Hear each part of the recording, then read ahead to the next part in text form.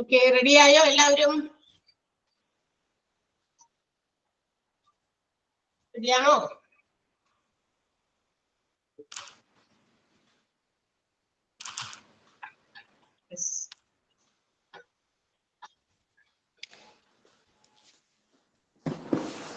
ആദ്യ ദിവസം നമ്മൾ കണ്ടതുപോലെയുള്ള സ്ട്രെങ്ത് ഇല്ലല്ലോ ഇന്ന് കുട്ടികൾക്ക്. 47 ഉള്ളൂ ആദ്യത്തെ ദിവസമൊക്കെ. ഐ തിങ്ക് അബൌട്ട് 100 ഒക്കെ ഉണ്ടായിരുന്നു തോന്നുന്നു അല്ലേ? അപ്പൊ ആളുകളുടെ എണ്ണം കുറഞ്ഞു പോയല്ലോ. വൈ? ക്രിസ്മസ് ഒക്കെ കഴിഞ്ഞ് ഇനി ന്യൂ ഇയർ ഒക്കെ കഴിഞ്ഞിട്ട് ക്ലാസ്സിലേക്ക് കയറാമെന്ന് വിചാരിച്ചിട്ടുണ്ടാവും ചിലർ. ഓക്കെ, സോ അവരിലേക്ക് നമുക്ക് ക്ലാസ് തുടങ്ങാം. അപ്പൊ നമ്മള് കഴിഞ്ഞ ദിവസങ്ങളിൽ കുറച്ച് കാര്യങ്ങളൊക്കെ പറഞ്ഞിരുന്നു അല്ലെ? Different departments in A hospital, അതായത് ഹോസ്പിറ്റലിന്റെ ഡിപ്പാർട്ട്മെന്റുകളെ കുറിച്ചിട്ടാണ് നമ്മൾ കഴിഞ്ഞ 1-2 ക്ലാസ്സുകളിൽ നമ്മൾ പറഞ്ഞത്. കുറച്ച് എന്താ പറയാ ഡിപ്പാർട്ട്മെന്റുകളെ ഏതൊക്കെയാണ് ഹോസ്പിറ്റലിന്റെ ബ്രോഡ് ആയിട്ടുള്ള ക്ലാസിഫിക്കേഷൻ അനുസരിച്ച് ഹോസ്പിറ്റലിനെ ഏതൊക്കെ ഡിപ്പാർട്ട്മെന്റുകളായിട്ട് ഡിവൈഡ് ചെയ്തിരിക്കുന്നു എന്നും, ഇനി അതിനകത്ത് അതായത് ഈ ക്ലാസിഫിക്കേഷനെ തന്നെ വീണ്ടും ക്ലാസിഫൈ ചെയ്തിട്ടുണ്ട് ചെറിയ ചെറിയ ഡിപ്പാർട്ട്മെന്റുകളായിട്ട്. അതൊക്കെയാണ് നമ്മൾ കഴിഞ്ഞ ദിവസം പരിചയപ്പെട്ടത്. ജസ്റ്റ് ഒന്ന് ചില ഇൻഫോർമേഷൻസ് ചില ഡിപ്പാർട്ട്മെന്റുകളെ കുറിച്ച് നമ്മൾ കണ്ടു അല്ലെ?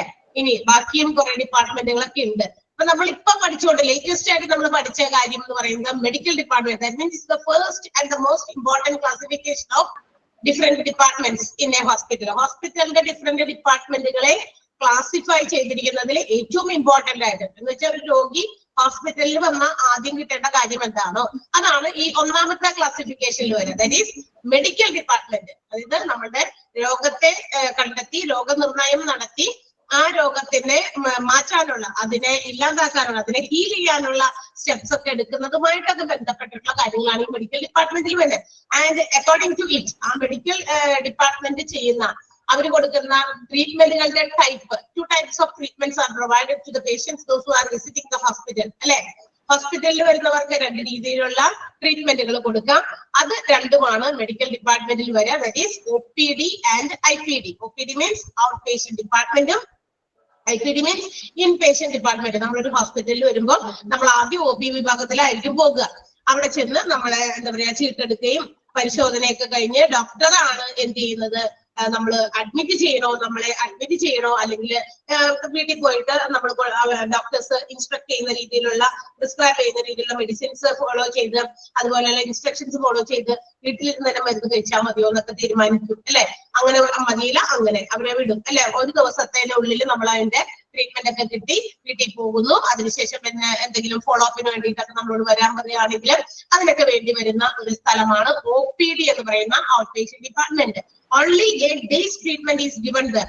ഒറ്റ ദിവസത്തിൽ കുറവുള്ള സമയമായിരിക്കും നമ്മൾ ആ ഒരു ഹോസ്പിറ്റലിന്റെ ബൗണ്ടറീസിൽ നമ്മൾ സ്പെൻഡ് ചെയ്യാന്നുള്ളത്.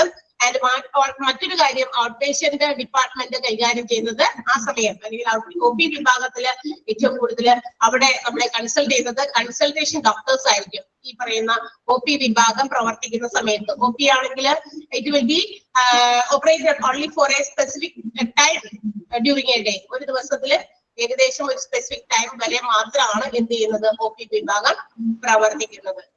ഒരു സെക്കൻഡ്, സൗണ്ട് വന്നിട്ടുണ്ട്. സൗണ്ട് ഡിസ്റ്റർബൻസ് നമ്മുടെ ഇവിടെ നിന്നാണോ എന്ന് എനിക്കറിയില്ല. ഞാൻ ഒന്ന് ഉറങ്ങിട്ട് കൊടുക്കട്ടെ. സൗണ്ട് ക്ലിയർ ആയോ? ഇപ്പൊ എന്തെങ്കിലും പ്രശ്നമുണ്ടോ സൗണ്ടിന്? ഉണ്ടോ? ഒന്ന് റിയാക്ട് ചെയ്യും നിങ്ങൾ.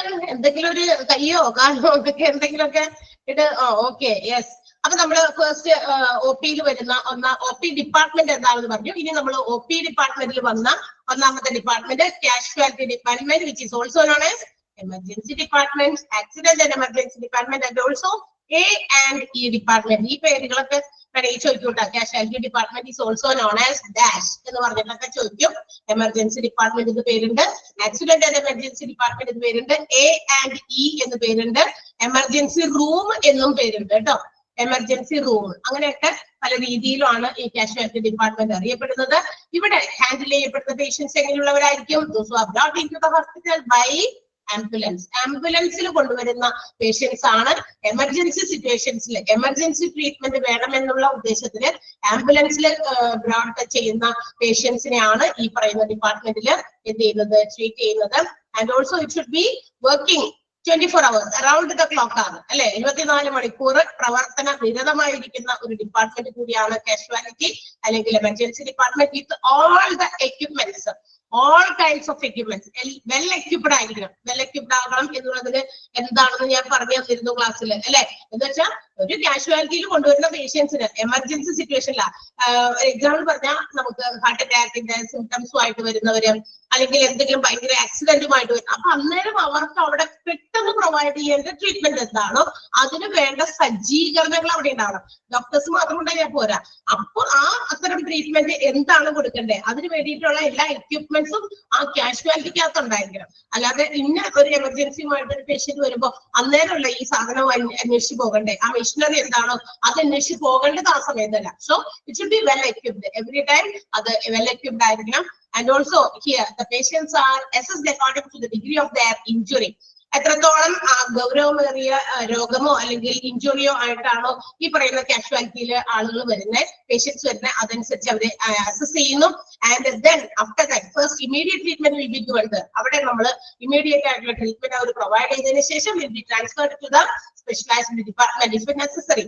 ആവശ്യമെങ്കിൽ മറ്റ് ഏതാണോ ഏത് അവയവം, നമ്മളുടെ രോഗത്തിന് പല അവയവങ്ങളുമായിട്ട് കണക്ട് ചെയ്താണ് ഓരോ ഡിപ്പാർട്ട്മെന്റിൽ നിന്ന് കൂടുമ്പോൾ ഇങ്ങനെ മുളയ്ക്കുന്നത്. കാരണം പണ്ടൊക്കെ ഹോസ്പിറ്റൽസിൽ ഇത്രയധികം ഡിപ്പാർട്ട്മെന്റുകൾ ഉണ്ടായോ എന്ന് ചോദിച്ചാൽ കണ്ടെത്താൻ ബുദ്ധിമുട്ടായിരുന്നു. Due to the increased population, increased varieties of diseases അല്ലെ, ഒരുപാട് രോഗങ്ങളുടെ വൈവിധ്യങ്ങളും അതുപോലെ പോപ്പുലേഷന്റെ ഇൻക്രിമെന്റും ഒക്കെ പല ഡിപ്പാർട്ട്മെന്റുകൾ ഇങ്ങനെ പൊങ്ങി വരാനായിട്ട് ഇടയായി എന്നുള്ളതാണ്. കാരണം ഓരോ അവയവങ്ങളെയും ബാധിക്കുന്ന രോഗങ്ങൾക്ക് സ്പെഷ്യലൈസ്ഡ് ആയിട്ട് ട്രീറ്റ്മെന്റ് കൊടുക്കാൻ പറ്റിയ അത്രയും ഡോക്ടേഴ്സ് സ്പെഷ്യലൈസ്ഡ് ഫീൽഡിൽ അവരെടുത്ത് പഠിച്ച് അവരിന്ന് എന്ത് ചെയ്യുന്നുണ്ട്, ഹോസ്പിറ്റലിൽ സേവനം ചെയ്യുന്നുണ്ട്. അപ്പൊ ഏത് ഡിപ്പാർട്ട്മെന്റിലേക്കാണോ അതനുസരിച്ച് പേഷ്യന്റിനെ അതാത് ഡിപ്പാർട്ട്മെന്റുകളിലേക്ക് മാറ്റുന്നു. ഓക്കെ, അപ്പൊ അതാണ് നമ്മൾ എമർജൻസി ഡിപ്പാർട്ട്മെന്റ് അല്ലെങ്കിൽ കാഷ്വാലിറ്റി ഡിപ്പാർട്ട്മെന്റിനെ കുറിച്ച് പറഞ്ഞത്. And the third one also we have mentioned. കഴിഞ്ഞ ദിവസം നമ്മൾ ലാസ്റ്റ് പറഞ്ഞു നിർത്തിയത് കാർഡിയോളജി എന്ന് പറയുന്ന ഡിപ്പാർട്ട്മെന്റ് ആണ്, which deals with the problems of our heart and also blood circulation. നമ്മുടെ ഹാർട്ട് അതുപോലെ തന്നെ എന്താ പറയാ ബ്ലഡ് സർക്കുലേഷൻ ഒക്കെ ആയിട്ട് ബന്ധപ്പെടുന്ന ഒരു ഡിപ്പാർട്ട്മെന്റ് ആണ് കാർഡിയോളജി. മനസ്സിലായിരുന്നല്ലോ പറഞ്ഞതൊക്കെ അല്ലെ. ഇനി കാർഡിയോളജി എന്ന് പറയുന്നത് it treats both inpatients and also outpatients. In പേഷ്യൻസിന് അവിടെ കിടന്ന് ചികിത്സിക്കുന്നവരും ഉണ്ടായിരിക്കും, ഹാർട്ടുമായിട്ട് ബന്ധപ്പെട്ടുള്ള രോഗങ്ങളുമായി വരുന്നവര്, അല്ലാതെ ഡെയിലി വന്ന് ട്രീറ്റ്മെന്റ് എടുത്ത് പോകുന്നവരും ഉണ്ടായിരിക്കാം. ഓക്കെ, അപ്പൊ ഇൻപേഷ്യന്റ് ഔട്ട് പേഷ്യന്റ് എല്ലാ രീതിയിലും ബേസിസിൽ ഇവർക്ക് ട്രീറ്റ്മെന്റ് പ്രൊവൈഡ് ചെയ്യുന്നുണ്ട്. All types of diseases related to our heart and also the disorders of our heart. നമ്മുടെ ഹാർട്ട് സംബന്ധമായിട്ടുള്ള രോഗങ്ങള്, ഹാർട്ടിന്റെ ഡിസോർഡേഴ്സ് എല്ലാം തന്നെ ട്രീറ്റ് ചെയ്യുന്ന ഒരു സ്ഥലമാണ് cardiology department. And the biggest area of heart disease നമുക്ക് പറഞ്ഞു, നമ്മളുടെ ഹാർട്ടിന്റെ ഏറ്റവും വിശാലമായ ഒരു ഏരിയ കവർ ചെയ്യുന്ന ഒരു രോഗമാണ് ഹാർട്ടിന്റെ CAD അല്ലെ, coronary artery disease. Coronary artery disease ആണ് നമ്മളുടെ ഹാർട്ടുമായിട്ട് ബന്ധപ്പെട്ടുള്ള ഒരു large volume of area cover ചെയ്യുന്നത്. ഹാർട്ടുമായിട്ട് ബന്ധപ്പെട്ടുള്ള വിശാലമായ ഒരു ഏരിയ കവർ ചെയ്യുന്ന രോഗം എന്ന് പറയുന്നത് coronary artery disease, which is short formed as CAD. അതിന്റെ ഷോർട്ട് ഫോമും ഫുൾ ഫോമും ഒക്കെ പഠിച്ചു വെക്കാം. ഈ CADക്ക് ഒരു എക്സാമ്പിളും അവിടെ പറയുന്നുണ്ട്. CAD എന്ന് പറയുന്നത് ആൻജൈന പോലെയുള്ള രോഗം, അത് CADക്ക് ഒരു ഉദാഹരണമാണ്. ആൻജൈന ഈ CAD വിഭാഗത്തിൽപ്പെട്ട ഒരെണ്ണം, CID അല്ല കേട്ടോ, CID അല്ല, CAD ആണ്, കൊറോണറി ആർട്ടറി ഡിസീസ് ആണ്. അപ്പൊ CAD പോലെയുള്ള രോഗങ്ങൾ, large area of heart problems deal ചെയ്യുന്ന ഒരു രോഗമാണെന്ന് പറഞ്ഞല്ലോ CAD. അതിനകത്ത് ഒരെണ്ണമാണ്, അതിൽ പറയുന്ന ഒരു എക്സാമ്പിൾ ആണ് angina. And also I have mentioned what is angina. എന്താണ് ആൻജൈന എന്ന് ഞാൻ പറഞ്ഞിരുന്നു ക്ലാസ്സിൽ. ആരെങ്കിലും ഓർക്കുന്നുണ്ടോ? ആരെങ്കിലും ഓർക്കണ്ടോന്ന് പറഞ്ഞേ. ആൻജൈന എന്ന് പറയുന്നത് എന്താണെന്ന് ഞാൻ ക്ലാസ്സിൽ മെൻഷൻ ചെയ്ത് പറഞ്ഞിരുന്നു. അതിനെ കുറിച്ച് ഒരു ചെറിയ ഡെഫിനിഷൻ ഞാൻ പറഞ്ഞിരുന്നു. ആരെങ്കിലും ഓർക്കണ്ടെങ്കിൽ യുവർ ഓൺ ലാംഗ്വേജിൽ നിങ്ങൾക്കൊന്ന് ഷെയർ ചെയ്യാമോ? ഞാനൊന്ന് മ്യൂട്ട് മാറ്റിയിട്ടുണ്ട്. ആർക്കെങ്കിലും പറയാൻ പറ്റുമോ? ജസ്റ്റ് ഒന്ന് പറയാമോ പ്ലീസ്? ചെസ്റ്റ് പെയിൻ എന്ന് മാത്രമേ ഞാൻ പറഞ്ഞുള്ളൂ. ഇതാണെങ്കിൽ എനിക്ക് അങ്ങനെ പറഞ്ഞാൽ മതിയായിരുന്നു. വെറുതെ എന്റെ കുറെ വേർഡ്സ് അവിടെ പാഴാക്കിനെ. അങ്ങനെയാണോ പറഞ്ഞേ? പറയാം. നെഞ്ചുവേദന അങ്ങനെ കഴുത്തിന്റെ ഭാഗത്തൊക്കെ വന്ന് പിന്നെ കൈയിന്റെ ഭാഗത്തൊക്കെ വന്നിട്ട് അങ്ങനെ. Yes, very good, very good. അത് തന്നെയാണ്. ഓക്കെ, ഫാരിസ് പറഞ്ഞത് എല്ലാ ഇതുപോലെ ഇടയ്ക്കൊന്ന് ആരെങ്കിലും സംസാരിക്കണോട്ടോ, അല്ലെങ്കിൽ വൺ മാൻ ഷോ ആവും, അല്ലെങ്കിൽ റേഡിയോ ആയി പോകും. ഞാൻ നമ്മൾ മാത്രം പറയുമ്പോ ഇടയ്ക്ക് ചോദിക്കുള്ളൂ, എല്ലാവരോടും ചോദിക്കും. എല്ലായ്പ്പോഴും നമുക്ക് ചോദിച്ച സമയം കളയാൻ പറ്റില്ല. ജസ്റ്റ് നിങ്ങൾക്ക് ആദ്യമായിട്ട് നമ്മൾ കാണുന്നതല്ലേ, അതുകൊണ്ടാ. അപ്പൊ ഇതാണ് എന്താണ് നമ്മളുടെ ചെസ്റ്റിന്റെ ഭാഗത്തുണ്ടാകുന്ന ഒരു സിവിയർ പെയിൻ ആണ്. നല്ല രീതിയിലുള്ള ഒരു വേദന ഉണ്ടാകും. അവിടെ മാത്രം ഒതുങ്ങി നിൽക്കല്ല വേദന. അങ്ങനെയൊക്കെ വരുമ്പോൾ നമ്മൾ പറയല്ലേ, ഗ്യാസിന്റെ പ്രോബ്ലം ആയിരിക്കും, അല്ലെങ്കിൽ ഗ്യാസിന്റെ ഗുളിക്കോ അങ്ങനെ എന്തെങ്കിലുമൊക്കെ എടുത്ത് ചില ആളുകൾ കഴിക്കും. And it that pain is spreading to our shoulders and also neck. നമ്മുടെ കഴുത്തിന്റെ ഭാഗത്തേക്കും ഷോൾഡേഴ്സിലേക്കും ഒക്കെ ആ പെയിൻ ഇങ്ങനെ സ്പ്രെഡ് ചെയ്ത് വരുന്നുണ്ടെങ്കിൽ you have to be caution. നമ്മൾ വളരെയധികം മുൻകരുതൽ എടുക്കണം. ചിലപ്പോൾ നിങ്ങൾക്ക് അടുത്തുള്ള ഹോസ്പിറ്റൽസിലോ ജസ്റ്റ് ഒന്ന് നമ്മൾ കൺസൾട്ട് ചെയ്യുന്നത് കൊണ്ട് നമുക്ക് കുഴപ്പമൊന്നുമില്ല. ഇന്നത്തെ കാലത്ത് നമ്മൾ എപ്പോഴും അലർട്ടായിട്ട് ഇരിക്കണം. ഒരുപാട് മോശം ഫുഡ് ഹാബിറ്റ്സും അല്ലെ, നേരത്തിന് ഫുഡ് കഴിക്കാത്തതും ഒത്തിരി കാര്യങ്ങളുണ്ട് നമ്മളെ രോഗിയാക്കാനായിട്ട്. നമ്മൾ തന്നെ ചിന്തിച്ചാൽ ഇതൊക്കെ മാറ്റാവുന്നതാണ്. പക്ഷെ നമുക്ക് വി ഹാവ് നോ ടൈം അല്ലെ, നമുക്ക് നമ്മളെ കുറിച്ച് ചിന്തിക്കാൻ, നമ്മുടെ ആരോഗ്യത്തെ കുറിച്ച് ചിന്തിക്കാനൊന്നും നേരമില്ല. പിന്നെ രോഗം വരണം അല്ലെ. Prevention is better than cure എന്നൊക്കെ നമ്മൾ കേട്ടിട്ടുണ്ട് അല്ലെ. രോഗം വന്നിട്ട് ഭേദമാക്കുന്നതിനേക്കാൾ നല്ലത് നമ്മൾ അതിന് മുന്നേ തന്നെ ഒരു മുൻകരുതൽ എടുക്കുന്നതാണ്. പറയാനൊക്കെ സുന്ദരമായ പ്രോവർബുകളാണ്, പക്ഷെ എങ്കിലും നമ്മളതൊന്നും ചെയ്യാറില്ല, അനുസരിക്കാതെ. ഇവൺ നമ്മളൊക്കെ അങ്ങനെ തന്നെയാണ്. നമുക്ക് ബിസി ലൈഫാണ്, നമുക്ക് ഇതൊന്നും സ്പെൻഡ് ചെയ്യാൻ നേരില്ല. മറ്റുള്ളവരുടെ കാര്യങ്ങൾ നോക്കി നമ്മൾ ഇങ്ങനെ നടക്കുക എന്നുള്ളതാണ് അല്ലെ. മറ്റുള്ളവരെ മീൻസ് നമ്മുടെ വീട്ടിലുള്ള മറ്റു കുടുംബാംഗങ്ങളുടെ കാര്യങ്ങളിലാണ് നമ്മൾ കൂടുതൽ എന്താ പറയാ അലേർട്ടായിട്ടിരിക്കുന്നത്. നമ്മളെ കുറിച്ച് നമുക്ക് ചിന്തയില്ല.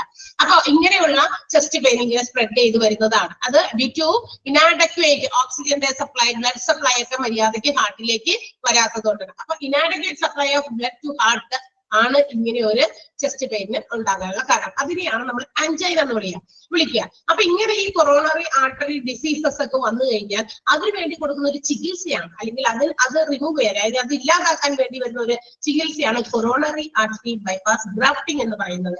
Coronary artery bypass grafting, CABG എന്നൊന്ന് വേണമെങ്കിൽ അവിടെ ഒന്ന് ബ്രാക്കറ്റിൽ ഇട്ടോ, CABG അതിന്റെ ഷോർട്ട് ഫോം ആയിട്ട്. Coronary artery bypass grafting. Medical terminology എന്ന് പറയുന്ന ഒരു ചാപ്റ്റർ ഉണ്ട് നമുക്ക്. കുറെ എന്താ പറയാ ഇതുപോലെയുള്ള മെഡിക്കൽ ടേംസിന്റെ ഒക്കെ അബ്രീവിയേഷൻസ് ഒക്കെ നമുക്ക് പഠിക്കാനുണ്ട്. ഓക്കെ, അപ്പൊ അവിടേക്ക് നിങ്ങൾ കണ്ടുമുട്ടും. പക്ഷെ എന്നാലും നമ്മളിപ്പോ കണ്ടുമുട്ടിയതല്ലേ, അതുകൊണ്ട് അവിടെ ഒന്ന് ബ്രാക്കറ്റിൽ എവിടെയെങ്കിലും എഴുതി വെച്ചേക്കാം, CABG coronary artery bypass grafting. അപ്പൊ അതെന്താ ചെയ്യുന്നത്, അതെന്താണെന്ന് ജസ്റ്റ് ഞാൻ ഒന്ന് പറഞ്ഞുതരാം. നമുക്ക് ഇത് മാത്രമേ പഠിക്കാനുള്ളൂ. ഈ ആൻജൈന പോലെയുള്ള രോഗങ്ങൾ വന്നു കഴിഞ്ഞാൽ അതിനെ ചികിത്സിക്കുന്ന ഒരു രീതിയാണ് കൊറോണറി ആർട്ടറി ബൈപ്പാസ് ഗ്രാഫ്റ്റിംഗ്. എന്താണെന്ന് ഞാൻ ജസ്റ്റ് ഒന്ന് പറഞ്ഞുതരാം. നമ്മുടെ എന്തുകൊണ്ടാണ് ഈ ബ്ലഡ് ഹാർട്ടിലേക്ക് നല്ല രീതിയിൽ ആഡക്വേറ്റ് ആയിട്ട് ഫ്ലോ ചെയ്യാത്തത്? നമുക്കറിയാം, ഈ പൈപ്പ് ലൈനിലേക്ക് കൂടിയൊക്കെ വെള്ളം ഇങ്ങനെ പാസ് ചെയ്യും. നമ്മുടെ വീടുകളില്, കിച്ചണില്, വാഷ്റൂമിലൊക്കെ ഇഷ്ടംപോലെ പൈപ്പുകളുണ്ട്. ഇതിൽ കൂടെയൊക്കെ വെള്ളം കൃത്യമായിട്ട് വരും എന്ന ഒരു അസംഷനിലാണ് നമ്മളിപ്പോൾ നിൽക്കുന്നത്. ഇടയ്ക്കൊക്കെ ഇത് വന്ന് ബ്ലോക്ക് ആവും അല്ലെ, വെള്ളം വരില്ല. രാവിലെ തന്നെ ഇതേപ്പോ കിച്ചണിൽ ഒന്ന് പൈപ്പ് തുറന്നപ്പോ വെള്ളം പോകുന്നില്ല, അല്ലെങ്കിൽ വെള്ളം വരുന്നില്ല. അപ്പൊ എന്തെങ്കിലും സാധനം വന്നവിടെ അടിഞ്ഞു കൂടിയിട്ട് ബ്ലോക്ക് ആയതാണ്. അല്ലെങ്കിൽ അത് വരണമായിരുന്നല്ലോ സ്വാഭാവികമായിട്ടും അല്ലെ. പക്ഷെ അങ്ങനെ ബ്ലോക്ക് ആകും. ഇതുപോലെ നമ്മുടെ ഹാർട്ടിലേക്ക് പമ്പ് ചെയ്യപ്പെടുന്ന ബ്ലഡ് പമ്പ് ചെയ്യപ്പെടുന്ന ഒരുപാട് കൊഴലുകളൊക്കെ ഉണ്ട് അല്ലെ. ആർട്ടറീസ്, രക്തധമനികളൊക്കെ ഉണ്ട്. ഈ ധമനികളില് എന്തുവരും, ചില സാധനങ്ങൾ വന്നിങ്ങനെ അടിഞ്ഞുകൂടും. ഈ എന്ത് സാധനം വന്ന് അടിഞ്ഞുകൂടാൻ പാകത്തിനുള്ളേ നമുക്കറിയാം. പൈപ്പിൽ കൂടി അടിയിൽ വെള്ളം അഴുക്കൊക്കെയാണ് വന്ന് അടിഞ്ഞുകൂടുക എന്ന് പറയാം അല്ലെ. നമ്മുടെ ശരീരത്തിനകത്ത് എന്തായിരിക്കും? ശരിയാണ്, നമ്മുടെ ശരീരത്തിൽ ഇതുപോലെയുള്ള ഒരുപാട് അഴുക്കുകളുണ്ട്. That means the excess cholesterol developed in the എന്താ പറയാ ആർട്ടറീസ്. ഈ പറയുന്ന ആർട്ടറീസിന്റെ ഭിത്തിയിലൊക്കെ വന്നിട്ട് എന്ത് ചെയ്യുന്ന അറിയാമോ, നമ്മൾ കഴിക്കുന്ന ഫുഡിൽ നിന്ന് ആവശ്യത്തിന് കൊളസ്ട്രോൾ ഒക്കെ മതി. അതിൽ കൂടുതലായി കഴിയുമ്പോൾ ഇത് എവിടെയെങ്കിലും അടിഞ്ഞുകൂടും. നമ്മുടെ ശരീരത്തിന് എല്ലാത്തിന്റെയും അളവ് ഒരു നിശ്ചിത പ്രൊപ്പോർഷനിൽ വേണമല്ലോ. വൈറ്റമിൻസ് വേണം, ഫാറ്റ് വേണം, കൊളസ്ട്രോൾ വേണം, കാൽഷ്യം വേണം, എല്ലാം ഒരു പരിമിതമായ അളവുണ്ട് അതിനൊക്കെ. അതിന് കൂടിക്കഴിഞ്ഞാലും പ്രശ്നം, കുറഞ്ഞു കഴിഞ്ഞാലും പ്രശ്നം. അപ്പൊക്കെ രോഗമായി മാറും. മനസ്സിലായി? ഷുഗർ വേണ്ടേ നമ്മുടെ ശരീരത്തിൽ? ആവശ്യത്തിന് ഷുഗർ ലെവൽ വേണ്ടേ? അത് നമ്മുടെ ശരീരത്തിൽ പ്രൊഡ്യൂസ് ചെയ്യപ്പെടുന്നുണ്ട് അല്ലെ. ഇൻസുലിൻ പ്രൊഡ്യൂസ് ചെയ്യപ്പെടുന്നുണ്ട് നമ്മുടെ ശരീരത്തിൽ. പക്ഷെ ഒരു ഏജിന് ശേഷം എന്ത് ചെയ്യില്ല, ഇത് ആവശ്യത്തിന് പ്രൊഡ്യൂസ് ചെയ്യപ്പെടുന്നത് കൂടാതെ നമ്മൾ എന്ത് ചെയ്യുന്നു, കൂടുതൽ ഒരു കൺട്രോളും ഇല്ലാതെ ഈ പറയുന്ന ഷുഗർ ഐറ്റംസ് ഒക്കെ കൂടുതൽ കഴിക്കുമ്പോൾ അത് അവിടെ ഉത്പാദിപ്പിക്കപ്പെടുന്ന ഇൻസുലിൻ തന്നെ മതി. പക്ഷെ എക്സസ് ഓഫ് ഷുഗർ ടേക്ക് എന്ത് ചെയ്യും, നമുക്ക് ഷുഗർ ഡയബറ്റീസ് പേഷ്യൻസ് ആയിട്ടൊക്കെ മാറ്റും. അതുപോലെ തന്നെ എല്ലാ സാധനവും. അപ്പൊ നമ്മൾ കഴിക്കുന്ന ഫുഡിൽ നിന്ന് കൊളസ്ട്രോൾസിന്റെ ഒക്കെ ഒരു എമൗണ്ട് വന്നിട്ട് ഈ ആർട്ടറീസിന്റെ ഈ വാൾസിൽ ഈ ഭിത്തിയിലൊക്കെ വന്ന് അടിഞ്ഞുകൂടി ഇരിക്കും. ഇങ്ങനെ ഈ കുഴലിന്റെ ചുറ്റും വന്ന് ഇങ്ങനെ അടിഞ്ഞുകൂടി കുറേശ്ശെ കൂടുമ്പോ ആ ഫ്ലോന്റെ ഒഴുക്ക് അങ്ങോട്ട് കുറയും. കാരണം സ്പേസ് ഇല്ലല്ലോ ബ്ലഡിന് പോകാനുള്ള. വീണ്ടും അത് നമ്മൾ ശ്രദ്ധിക്കാതെ അപ്പോഴും ഇടയ്ക്കിടയ്ക്ക് ചെറിയൊരു നെഞ്ചുവേദന പോലെയൊക്കെ നമ്മളെ കാണിച്ചു തരും ലക്ഷണങ്ങളായിട്ട്. പക്ഷെ വി ഡോണ്ട് മൈൻഡ്, നമ്മളൊന്നും മൈൻഡ് ചെയ്യാറില്ല. നമ്മളങ്ങനെ നടക്കും അല്ലെ, നമ്മളാണ് ഡോക്ടർ എന്നുള്ള രീതിയിൽ നമ്മൾ അങ്ങനെ നടക്കും. അത് വീണ്ടും നമ്മൾ ശ്രദ്ധിക്കാതെ ഇടയ്ക്കിടയ്ക്ക് വന്ന് നമ്മളെ ഇങ്ങനെ സൂചനയായിട്ട് തരുള്ളത് ഇങ്ങനെ ബ്ലോക്ക് ആവേണ്ടോ എന്ന് പറയുന്നുണ്ട്, ഒരു ഇൻഫർമേഷൻ നമുക്ക് തരുന്നുണ്ട് ബൈ ദ ഈ ഒരു എന്താ പറയാ പെയിനിന്റെ ഒക്കെ രൂപത്തില്. പക്ഷെ നമ്മൾ മൈൻഡ് ചെയ്തില്ല എങ്കിൽ അത് അവിടെ കിടന്ന് അടിഞ്ഞുകൂടി കൂടുതൽ ഫാറ്റ് അല്ലെങ്കിൽ കൊളസ്ട്രോൾസ് ഒക്കെ ഉള്ള സാധനങ്ങൾ നമ്മൾ കഴിച്ച് ഇത് ഒട്ടും തന്നെ ബ്ലഡിനെ വിടാത്ത രീതിയിൽ അത് അങ്ങോട്ട് അടച്ചു കളയും. അന്നേരം അപ്പോഴാണ് എന്ത് ചെയ്യുക, പെട്ടെന്ന് അറ്റാക്ക് വരിക.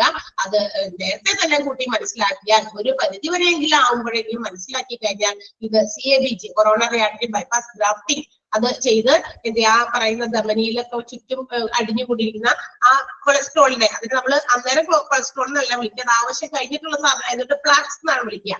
ബ്ലാക്ക് രൂപത്തിൽ ഇങ്ങനെ കട്ട പിടിച്ചിരിക്കും. അതൊക്കെ ഇങ്ങനെ ചുരണ്ടിയൊക്കെ കളഞ്ഞ് ആ പാസേജ് സ്മൂത്ത് ആക്കുക എന്നുള്ളതാണ് കൊറോണറി ആർട്ടറി ബൈപ്പാസ് ഗ്രാഫ്റ്റിംഗിലൂടെ ചെയ്യുക. ജസ്റ്റ് നിങ്ങളുടെ ഇൻഫർമേഷനിലേക്ക് വേണ്ടി പറഞ്ഞു എന്ന് മാത്രം.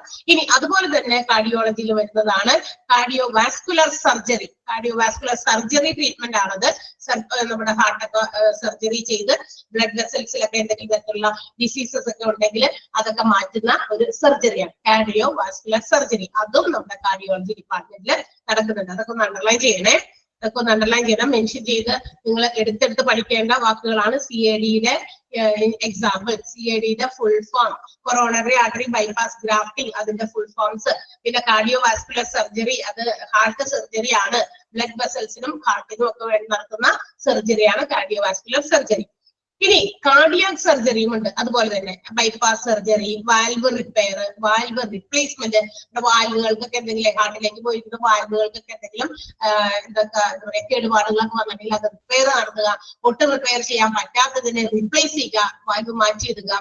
അതുപോലെ തന്നെ കോൺജനിറ്റൽ ഡിഫക്ട്സ്. എന്താ കോൺജനിറ്റൽ ഡിഫക്ട്സ് എന്ന് പറഞ്ഞാൽ ഈ ചില മിക്കതിലും വരും കേട്ടോ. ഈ കോൺജനിറ്റൽ ഡിഫക്ട്സ് എന്ന് പറയുമ്പോൾ മിക്കതിലും വരും. എന്ന് വെച്ചാൽ ജന്മനാ തന്നെ ചില ആളുകൾക്ക് ബൈ ബർത്ത് ജന്മനാ തന്നെ ചില എന്താ പറയാ ഹാർട്ട് പ്രോബ്ലംസുമായിട്ട് ജനിക്കാറുണ്ട്. അങ്ങനെയുള്ള കാര്യങ്ങള് ഇതെല്ലാം തന്നെ ഈ പറയുന്ന കാർഡിയാക് സർജറി മൂലമൊക്കെ നടത്താറുണ്ട്. അതിലൂടെ മാറ്റി കൊടുക്കുന്നുണ്ട്. ജന്മനാ തന്നെ ഹാർട്ട് രോഗിയായിട്ട് വരുന്ന ജനിക്കുന്ന കുട്ടികൾക്ക് ഒരു ഏജ് ഒക്കെ ആവുമ്പോഴേക്കും ഒരു ഇത്ര പ്രായം ആകുന്നുണ്ട്, ബർത്ത് ഡിഫക്ട്സ് ആണ്.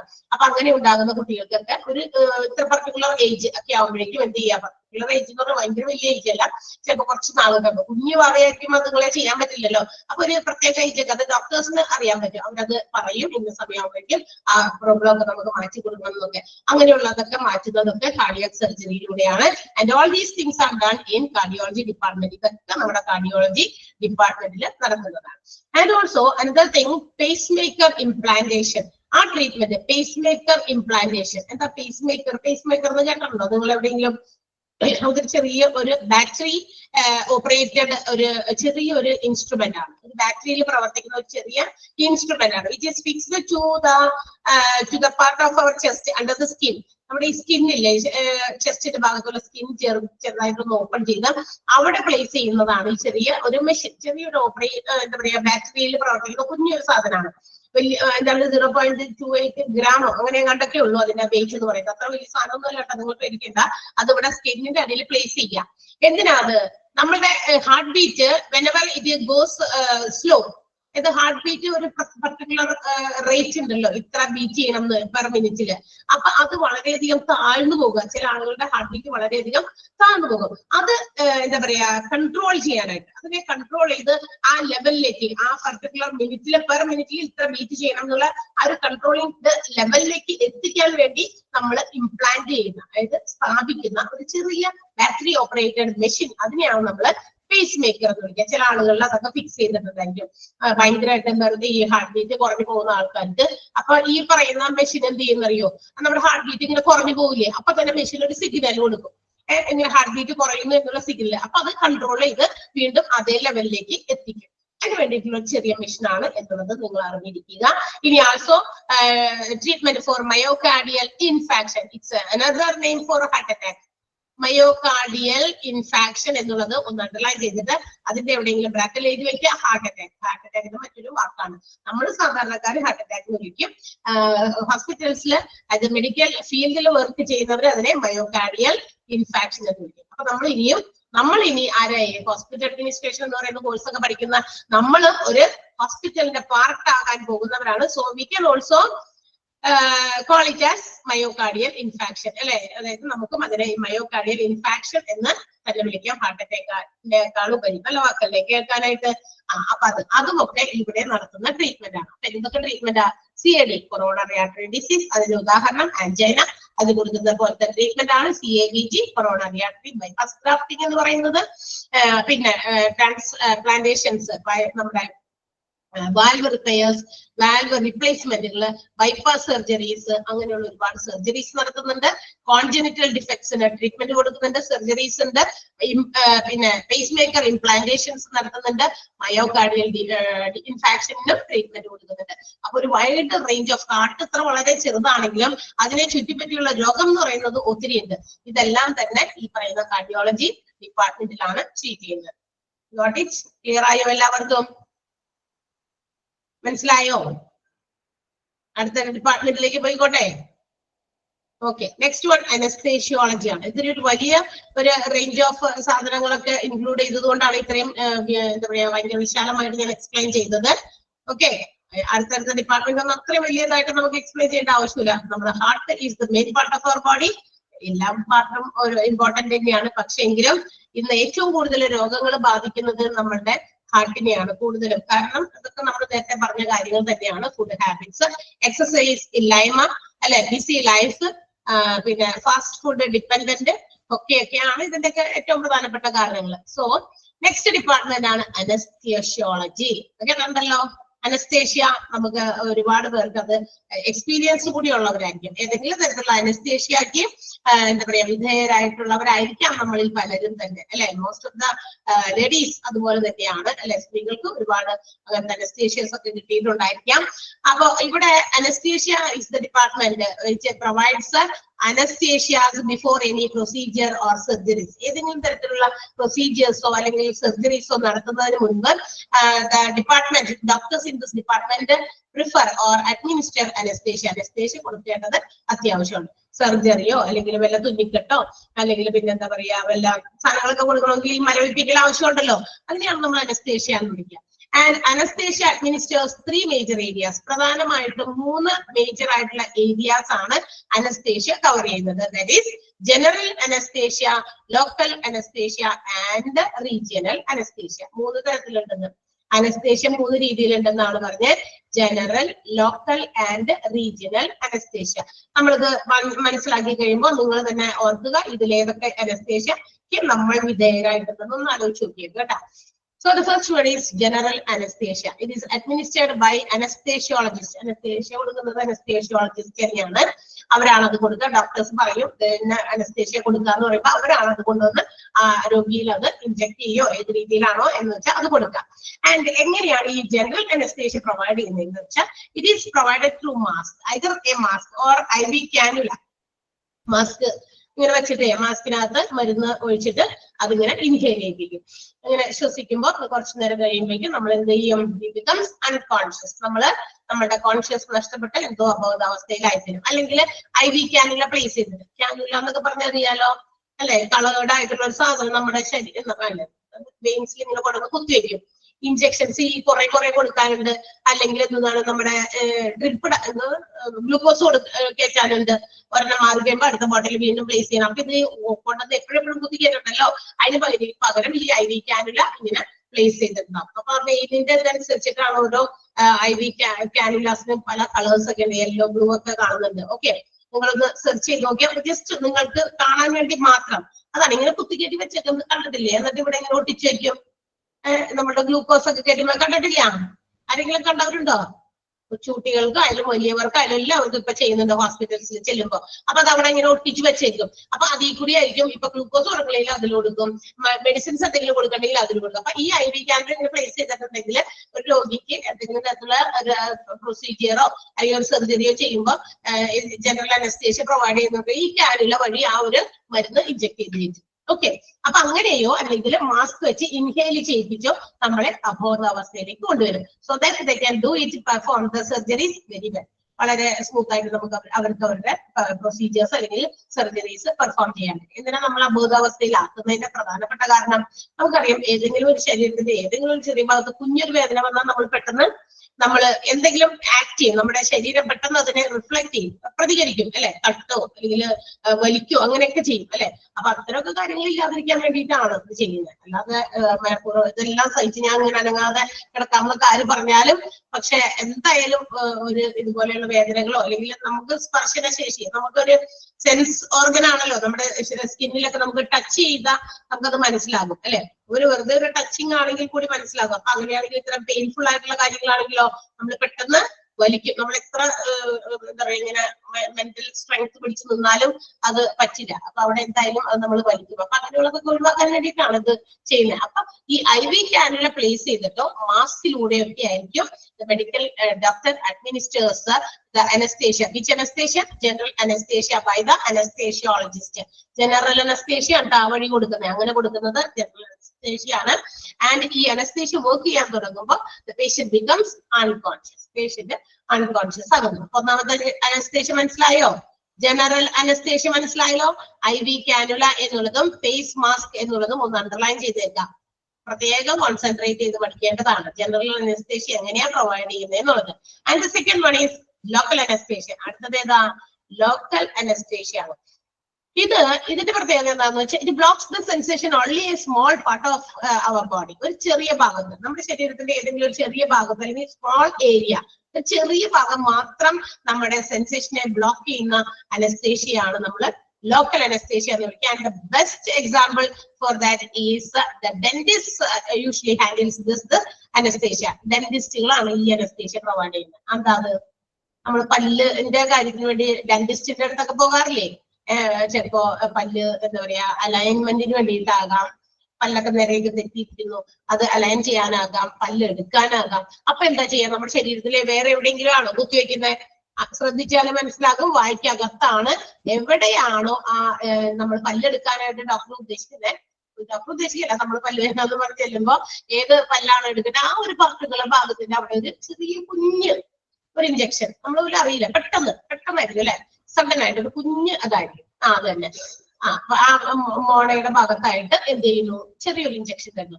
എന്ന് വെച്ചാൽ ആ ഭാഗത്തിന്റെ ഒരു ചെറിയ ഭാഗം മാത്രം നമുക്ക് ഇങ്ങനെ കുറച്ചു നേരം കഴിയുമ്പോൾ ഒരു 5 മിനിറ്റ് ഒക്കെ വെയിറ്റ് ചെയ്യാൻ പറയും അല്ലെ. കാരണം അത് ആ ഒരു മരുന്ന് അവിടെ എഫക്ട് ചെയ്ത് എന്ത് ചെയ്യണം, അത് പ്രവർത്തിക്കണം. എന്നാലാണ് പല്ലെടുക്കാൻ പറ്റുള്ളൂ. അല്ലെങ്കിൽ കുത്തി അപ്പൊ തന്നെ പല്ലെടുക്കുകയല്ല ചെയ്യണം. ഒരു 5-10 മിനിറ്റ് ചിലപ്പോൾ നമ്മളോട് അത് വെയിറ്റ് ചെയ്യാൻ പറയും. അതിനുശേഷം ആൻഡ് ഓൾസോ ആ ഒരു സമയത്തിനുള്ളിൽ നമ്മൾ ആ പല്ല് എടുത്തില്ലെങ്കിൽ വീണ്ടും ആ മരവിപ്പ് പോയി മാറിപ്പോകും. പിന്നെ അത് ഇനി എടുക്കുമ്പോൾ പിന്നെ നമുക്ക് വേദന എടുക്കും അല്ലെ. അപ്പൊ അത് പറ്റില്ല. അതുകൊണ്ടാണ് എന്ത് ചെയ്യുന്നത്, ഒരു നിശ്ചിത ഒരു പർട്ടിക്കുലർ ടൈം ഉണ്ട്. അത് ഡോക്ടേഴ്സിനല്ലേ അറിയുള്ളൂ. അവർക്കറിയാം ഇത്ര സമയത്തിനുള്ളിൽ ആ ഒരു പേഷ്യന്റിന്റെ കുത്തിവെച്ചിട്ടുണ്ട്, അനസ്തേഷ്യ ലോക്കൽ അനസ്തേഷ്യ പ്രൊവൈഡ് ചെയ്തിട്ടുണ്ട്, അത്ര മിനിറ്റ് കഴിയുന്നതിന് മുമ്പ് ആളെ വിളിച്ച് അത് എടുത്തു മാറ്റുന്നു എന്നുള്ളതാണ്. അവിടെ പെയിൻ നമുക്ക് ഫീൽ ചെയ്യുന്നില്ല. ഓക്കെ, അപ്പൊ ആ ഒരു പർട്ടിക്കുലർ ഏരിയ, സ്മോൾ ഏരിയ മാത്രം നമ്പ് ചെയ്യുക അല്ലെങ്കിൽ സെൻസേഷൻ ബ്ലോക്ക് ചെയ്യുക എന്നുള്ള ഉദ്ദേശമാണ് ലോക്കൽ അനസ്തേഷ്യക്കുള്ളത്. നമ്മളുടെ പല്ലെടുക്കുന്ന സമയത്ത് when also the numbering of jaw and gums, നമ്മുടെ പല്ലിലെ ഗംസ് റിമൂവ് ചെയ്യുന്ന സമയത്തോ അല്ലെങ്കിൽ ജോ ശരിയാക്കുന്ന സമയത്ത് താടിയെല്ലുകൾക്കൊക്കെ എന്തെങ്കിലും ഷേപ്പ് ഒക്കെ കറക്റ്റ് ആക്കാനൊക്കെ വേണ്ടിയിട്ടൊക്കെ ആണ് ഡെന്റിസ്റ്റുകൾ ഈ ലോക്കൽ അനസ്തേഷ്യ ഉപയോഗിക്കുന്നത്. ക്ലിയർ ആണല്ലോ? എനി ഡൗട്ടുകൾ ഉണ്ടെങ്കിൽ പെട്ടെന്ന് ചോദിച്ചോളൂ. അതുകൊണ്ടാണ് ക്ലിയർ ആണല്ലോ എന്നൊക്കെ ഇടയ്ക്ക് ഒരു ഫുൾ സ്റ്റോപ്പ് ഇട്ട് ചോദിക്കുന്നത്. അന്നേരം പറഞ്ഞോളണം. 2 ദിവസം കഴിഞ്ഞിട്ട് ടീച്ചറെ അന്ന് എടുത്ത കാര്യം മനസ്സിലായില്ല എന്ന് പറയരുത്. ഓക്കെ, ആൻഡ് ഓൾസോ പറയുന്നത് എപ്പൊ തന്നെ മനസ്സിലാകുന്നുണ്ടെങ്കിൽ നമ്മൾ ക്ലാസ് കഴിയുമ്പോൾ 1-2 പ്രാവശ്യം നന്നായിട്ടൊന്ന് അനുസരിച്ച് 2 പ്രാവശ്യം വായിച്ചാൽ മതി. എനിക്കിപ്പോ ഈ ഡിപ്പാർട്ട്മെന്റുകളുടെ ചാപ്റ്റർ ആയതുകൊണ്ട് അത്ര സ്പീഡിൽ നമുക്ക് പോകാൻ പറ്റില്ല. കാരണം ഡിപ്പാർട്ട്മെന്റുകളെ കുറിച്ചിട്ടും ആ ഡിപ്പാർട്ട്മെന്റുകളിൽ എന്തൊക്കെയാണ് നടക്കുന്നതെന്നും നിങ്ങൾക്ക് വ്യക്തമാക്കി തരണമല്ലോ. അതുകൊണ്ട് ഇത്തിരി സ്പീഡ് കുറഞ്ഞാൽ നമുക്ക് പോകാൻ പറ്റുള്ളൂ. മറ്റു ടീച്ചേഴ്സ് നിങ്ങൾ വിചാരിക്കും 2-3 പേജസ് ഒക്കെ എടുത്തിട്ട് പോകും. കാരണം അത് ആ ഓരോ ഡിപ്പാർട്ട്മെന്റ് തന്നെ ഇങ്ങനെ വിശദമായിട്ട് പറയുന്നതാണ്. അന്നേരം അത്ര കുഴപ്പമില്ല. ഇത് നമ്മൾ ആദ്യമായിട്ട് ഓരോ ഹോസ്പിറ്റലിന്റെ ഓരോ ഡിപ്പാർട്ട്മെന്റുകളാണ് മെൻഷൻ ചെയ്യുന്നത്. അപ്പൊ ഒരു ചെറിയ ഐഡിയ നിങ്ങൾക്ക് തന്നില്ലെങ്കിൽ ഞാനത് വെറുതെ വായിച്ചു പോകുന്നതിൽ എനിക്ക് അത്ര നല്ല കാര്യമായി തോന്നുന്നില്ല. Can you follow me? ഞാൻ പറയുന്നത് നിങ്ങൾക്ക് മനസ്സിലാകുന്നുണ്ടോ? കുഴപ്പമൊന്നുമില്ലല്ലോ. Yes, very good. ഓക്കെ, അടുത്തത് റീജിയണൽ അനസ്തേഷ്യ. അപ്പൊ അടുത്ത അനസ്തേഷ്യ നമ്മൾ പഠിക്കാം. അപ്പൊ 3 ഉണ്ട്. ജനറൽ അനസ്തേഷ്യ, അത് കാനുല വഴി അതല്ലെങ്കിൽ മാസ്ക് വഴിയൊക്കെയാണ് കൊടുക്കുക. ലോക്കൽ അനസ്തേഷ്യ ഡെന്റിസ്റ്റുകളാണ് യൂഷ്വലി അത് ഹാൻഡിൽ ചെയ്യുന്നത്. അതൊരു സ്മോൾ ഏരിയയിലെ സെൻസേഷനെ ബ്ലോക്ക് ചെയ്യാൻ വേണ്ടി മാത്രമാണത്.